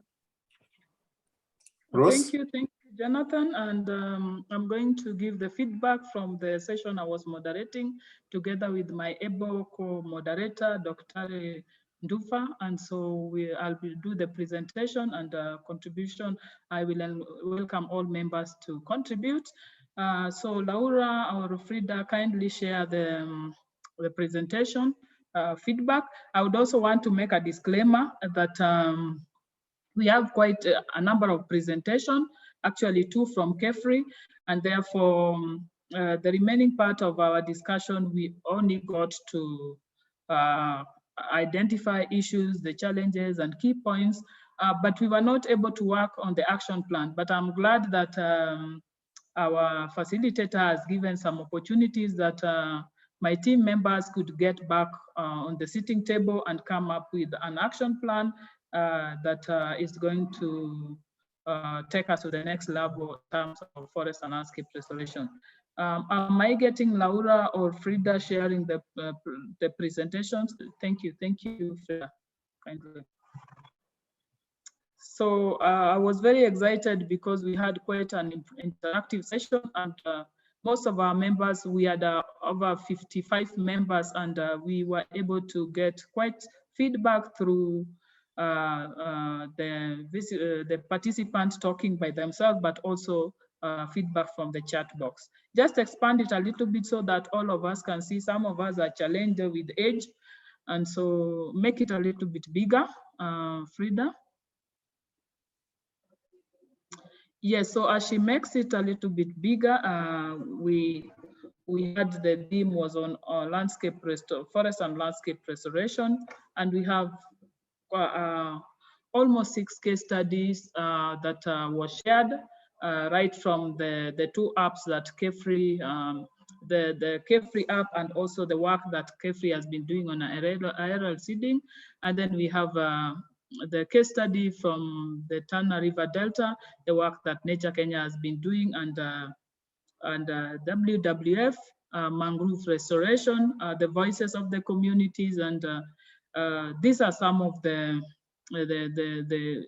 issues that were identified. In terms of challenges, we looked at the lack of capacity at county level and within the faith-based communities. And so this was a key concern, and it is something that we have taken consideration in the Forest Landscape Implementation Action Plan, and we need to build the capacity at county level and also at the landscape level. The second issue was about benefit sharing, especially in the communities, how the community forest association and other community structures, because we said landscape restoration is just beyond the forestry landscape. We are having the protected areas where we have conservancies, as Wildlife Conservancies Association. We also have the RUAs, that these community structures, we need to strengthen their capacity and coordination, that they are working together towards landscape restoration, but also that they need to get benefits and incentives from this process. And we were able to inform the participants that we are working with the ministry to come up to finalize the benefits sharing incentive regulation to support this process. Then also there was challenge on infrastructure development, where were the examples of the road highway expansion that is going on in the country, but also the work that is being done by Kenya Power and Lightning Company on the last mile project.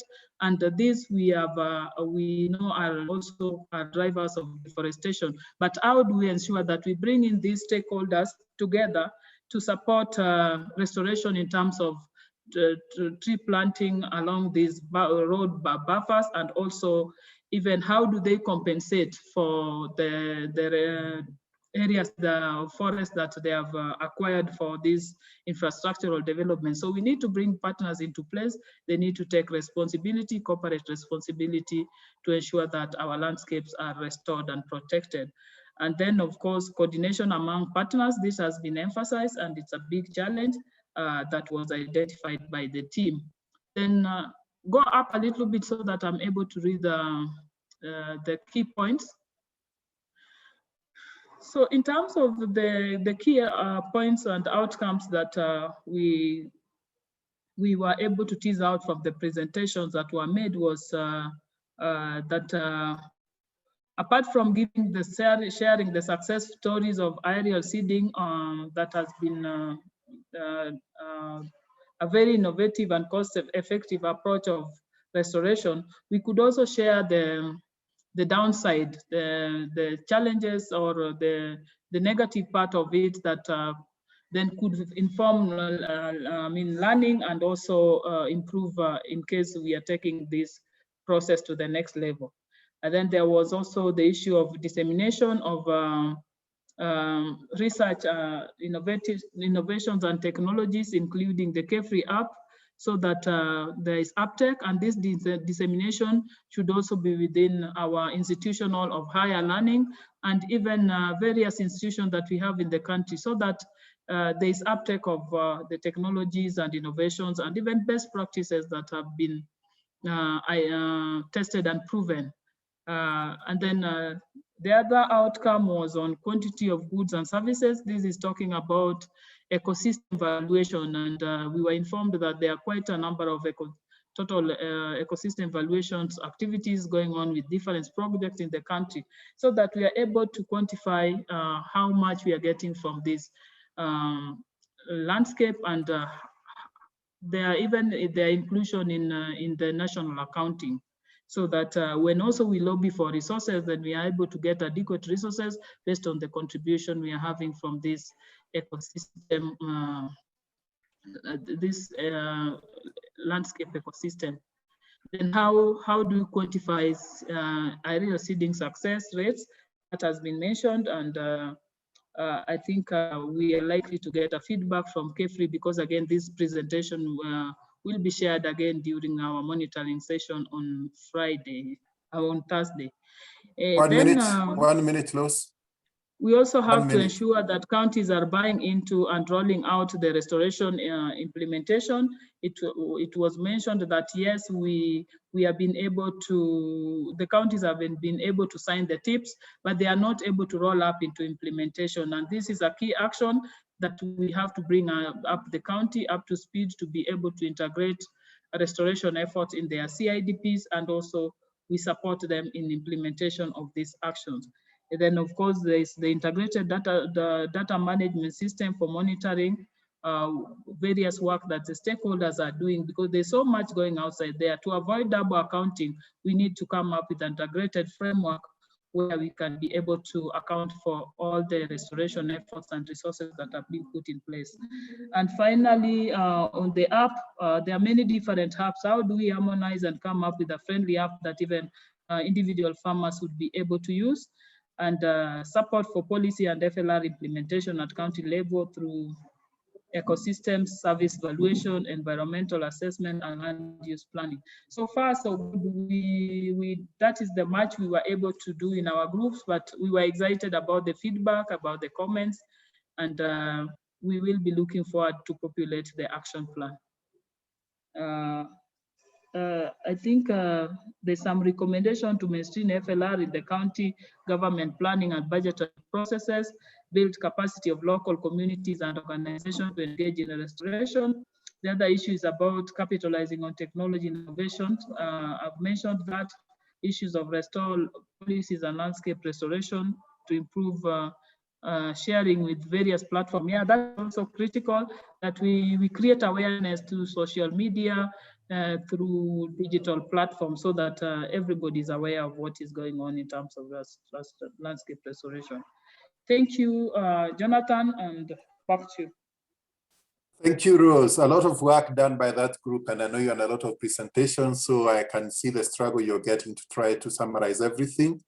Kindly let me ask people to put any comments or questions on the chat, and Rose can be looking at them together with other members of the group and responding to them, because we are running out of time. As I welcome Francis or Charles to present on the agricultural landscapes. Francis? Okay, thank you, Jonathan.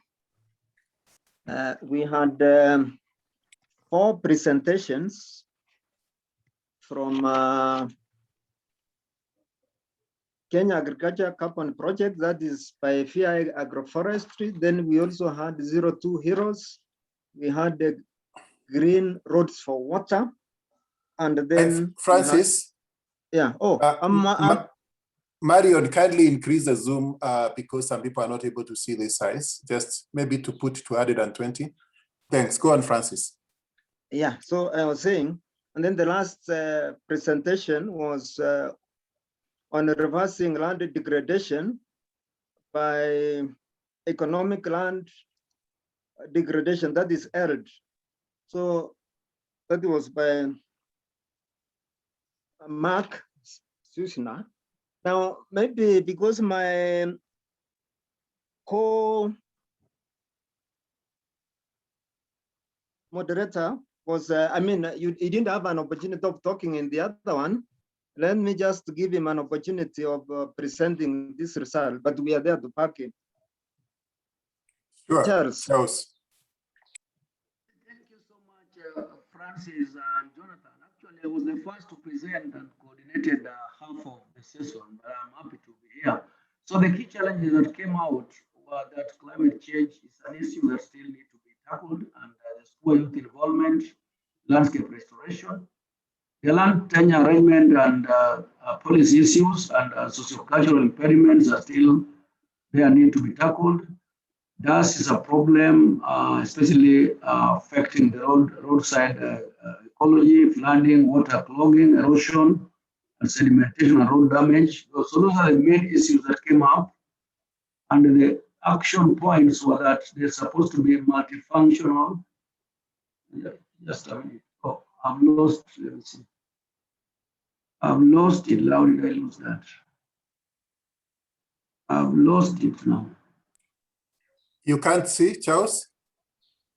Yeah, I am back there. Yes, multifunctional system is necessary for us to address landscape restoration as a holistic, in a holistic manner. There's need for presence and enhanced productive arrangements in so far as bringing stakeholders is concerned, and there's need to consider farmers' livelihood and welfare, and bring in integrated approaches of soil and water conservation into the mix, as well as diversifying livelihoods for increasing food security and incomes. There's also need in the crop with fodder crops. Liricidea flowers are also noted to be good for apiculture, soil enrichment, as well as also fodder. There's need for capacity development, and there's a need to enable partners to be actively involved or streamline the involvement of partners at all levels. And also there's need to look for cost-effective solutions to landscape restoration. There's need for reduced road maintenance costs through some of the integrated practices.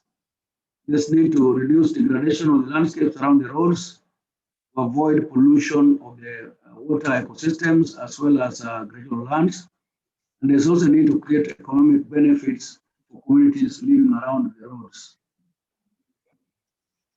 The recommendations that were coming up that could be shared for external audience were that there's need for joint fundraising and need also for strategic partnerships so that we look at what are the gaps and look at who is best placed to fill them. There's need to bring in more women into landscape restoration, into decision making, into participation. And there's also need to bring more youth into the landscape restoration arrangement. There's need to support formation or coalition of grassroots organizations to form a movement that can be a strong voice to champion for the need to increase funding and also efforts by partners and the government in this venture. And there's need to invest in existing low-cost practices for long-term benefits. There's need to undertake continuous land assessments to know the extent of degradation and what is needed to be done. And there's also need to strengthen local governments. And then based on the GIZ and FLR projects, we need to work with stakeholders on the ground. We need to also create employment opportunities so that we can be able to meet the demands for fuelwood, need for more youth engagement, and also we need to be having Gliricidia seeds, Gliricidium seeds, Sepium seeds packed in sachets, and that the donor is investing $400 US, that is donor for the Gliricidia project for capacity building. Then collaboration with other partners as a consortium of 10 organizations is also going to take place, with AGRAS, the lead organization, in 20 counties. Then the degradation comes as a need for income, supporting sustainable income. And there's also a need for enhancing collaboration to synergize and ensure result utilization, as well as strengthening community structures for sustainability. So I think the action planning, we also ran out of time. We didn't complete that. I think we need to look at more time to find out if we can be able to finish that. Thank you. Thank you, Charles. I'm happy the only action plan written there is to scale up to Embu. It's my county, so I'm happy you remembered us. Again, I'm going to ask that the comments and the questions come on the chats. I'm seeing a lot of conversation going on there so that we can listen to the conservation and restoration presentation by Professor, and then we finish in the next 12 minutes. Are you there, Professor?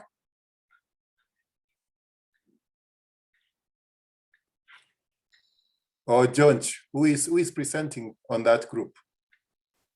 Okay, I will present. I think it was a bit tricky for our rapporteur to pick out the issues because we were more or less on some projects that were being done in the conservation area, but the issues of challenges and recommendations did not come out very clearly in the presentations because they were telling us about what they do. But I will try and summarize what I got from the presentations. We had a presentation from WCK talking about wildlife clubs of Kenya and how they came into being, and finally what they're doing. And what we picked out very clearly as a strong point was that this organization was started by 12 students from Kagumo High School in 1968, and they had just passion for environment, and I think interest in nature. And I think that is, to me, was very critical, and to the group, we thought it was very critical point in conservation and restoration. You might want to look at conservation and restoration as a calling, not necessarily a profession. Then they also detailed about how they go about their activities, and what came out very clearly was education for sustainable development and their linkage to the curriculum-based curriculum that is being implemented right now. They also showed us how they are using the WCK to do other things outside of the normal conservation that we think about, like planting or doing species monitoring and so on. They have a program on plastic cycling or recycling with the primary and secondary schools. And I think that was very, very good for us. Then we had a presentation on carbon financing by George Maina Thumbi, and it gave us an opportunity to see alternatives that can be used in conservation and restoration. And this was in carbon financing. And they have a very elaborate benefit sharing mechanism, and they have also a carbon trust, which they are using to further the conservation agenda. Then we have a diversification of livelihoods into agribusiness, beekeeping and nursery management, and so forth. They also have an enforcement wing for these projects in carbon financing by George Maina Tumbi. Then we looked at the Friends of Karura. It's a CFA, and this is a government or a policy sort of engineered program where we have community forest associations, and it's around community participation and alternative livelihoods. We have a very strong public-private partnership through corporate social responsibility. And they have managed to do almost 45% indigenous tree replacement in Karura Forest. Then we had the Naiboma Conservancy, and they are looking at opportunities in rangelands, and they're looking at biological and mechanical control of Opuntia stricta, which is rendering most of the rangelands in Laikipia as wetlands. And they're looking at also gully erosion, and it is community focused. And they are using a new or a novel way of influencing the behavior of the community and reducing external actors in conservation issues in life. And I think they have ventured into ecotourism, rehabilitation, sand dam construction, and these are ways of making sure that they get things done. Then we try to look at what are the challenges. The challenges that were identified through these presentations were communications and information sharing. I think we have a big problem. We don't know what others are doing, and we keep on replicating or repeating what others have done. Therefore, effort is not well utilized. And the outcome of this is we get funds not utilized well or wasted. Then the other challenge we thought in conservation is giving us problems is identification of alternative livelihoods. We are looking at the same things, all of us. We are looking at if it is nursery management, all of us want to sell seedlings. All of us want to sell maybe flowers. Are there any other alternatives? And we thought the group that is doing Red Plus is diversifying its livelihoods base for the beneficiaries. Carbon finance, ecotourism, trust funds, and so on. Then there was an issue of stakeholder involvement. How do we bring on board all the stakeholders and have them make some contribution to conservation? And we are thinking about the PPEs and the social corporate responsibility for corporates, and bringing on board even private citizens who can fund restoration projects. Then there was an issue that was brought out by Dr. Muriuki from KU on how do we target restoration and conservation. And there is a niche on targeting endemic, keystone, engineering, rare endangered species as starting points. And I think there is an opportunity in this because it is easier to get people to look at what is available for them so that they can participate in restoration. Then we met about 4 restorations, or 4 recommendations. One is, can we work on passion? How do we make people passionate about conservation and the restoration? Holistic approach to restoration and conservation. Don't leave out other ecosystems around you. Like Karura is dealing with the forest alone, and there is a river that is just passing around, and they are not doing anything about it. They will look into that. Then tapping into novel frontiers of opportunities to aid conservation and restoration, REDD+, carbon finance, and the likes. Thank you very much, Jonathan.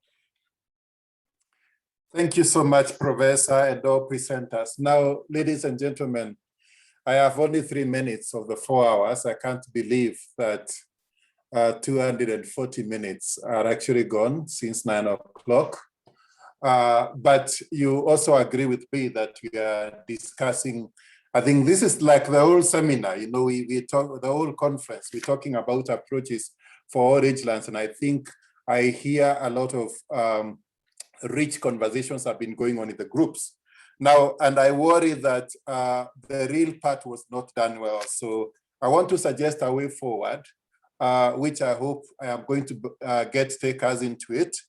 Number one is that the groups need to finish a bit of the work that is not complete, especially on the recommendations and action plans, because if we don't do that, then we will have not spent these 4 hours well, and we will not be able to help Rose and the others that are coordinating FRR restoration in the country. I can see your hand, Joshua, I'll come back to you,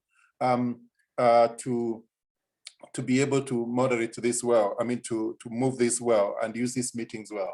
So if the groups, I would suggest if they can meet again for about 30 minutes, and tomorrow and Wednesday afternoons, we can create Zoom links for that. Otherwise, tomorrow morning we have a meeting, and Wednesday morning we have a meeting. I would be happy then if that is possible. If any groups want to suggest that, then we as the conference organizers can create Zoom links for you to do the meetings. And then hopefully I can get all your reports from the moderators on Wednesday evening so that I can prepare a summary of the document and share for comments on Thursday, because we will have 5 minutes to present on Friday. And this is going to be really difficult to summarize the way it is. So if the groups agree, then we can help create those meeting links. So kindly communicate with Zanel whether you'd like that to be done. Otherwise, also use the emails to continue the conversation. Joshua, is it quick? I want to finish this in 2 minutes. Joshua and Dombire, your hand is raised.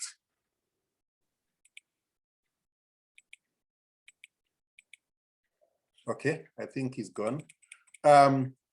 Rusi, is it quick?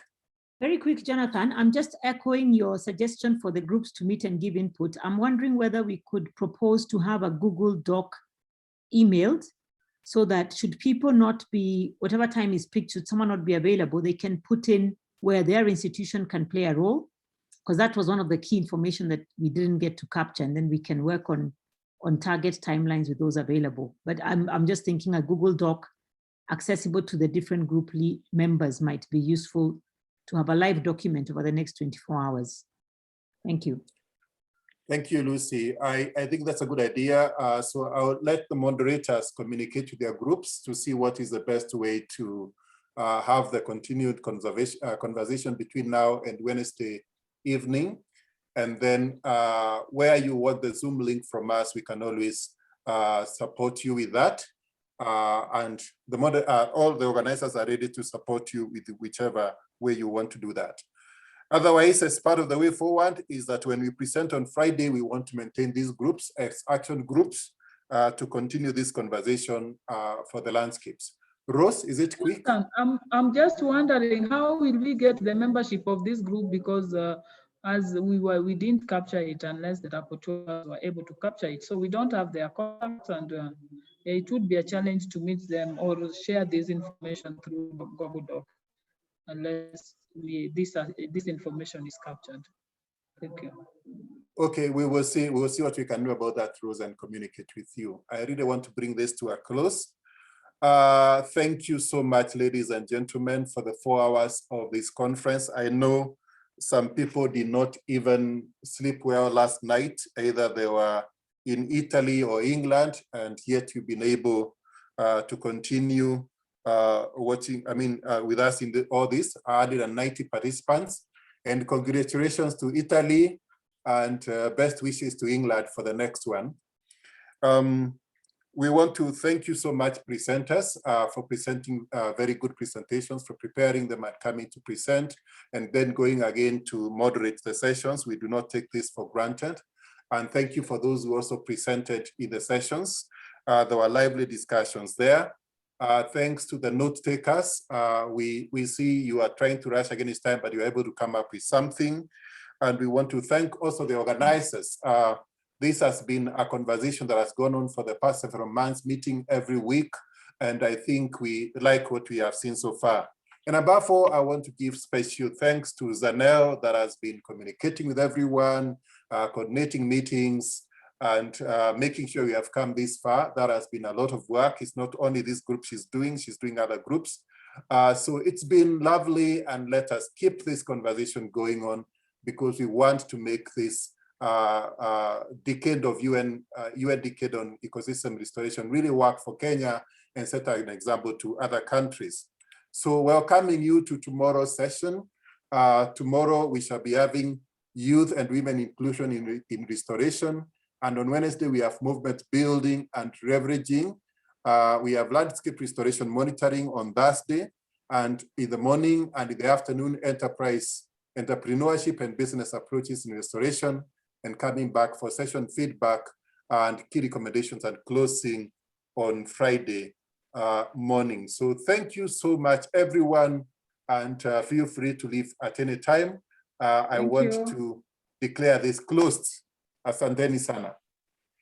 Thank you, everyone, for joining. Thank you, Jonathan. Thank you, everyone. Thank you, guys. Thank you. Bye. Let's keep the fire burning. Thank you. Bye.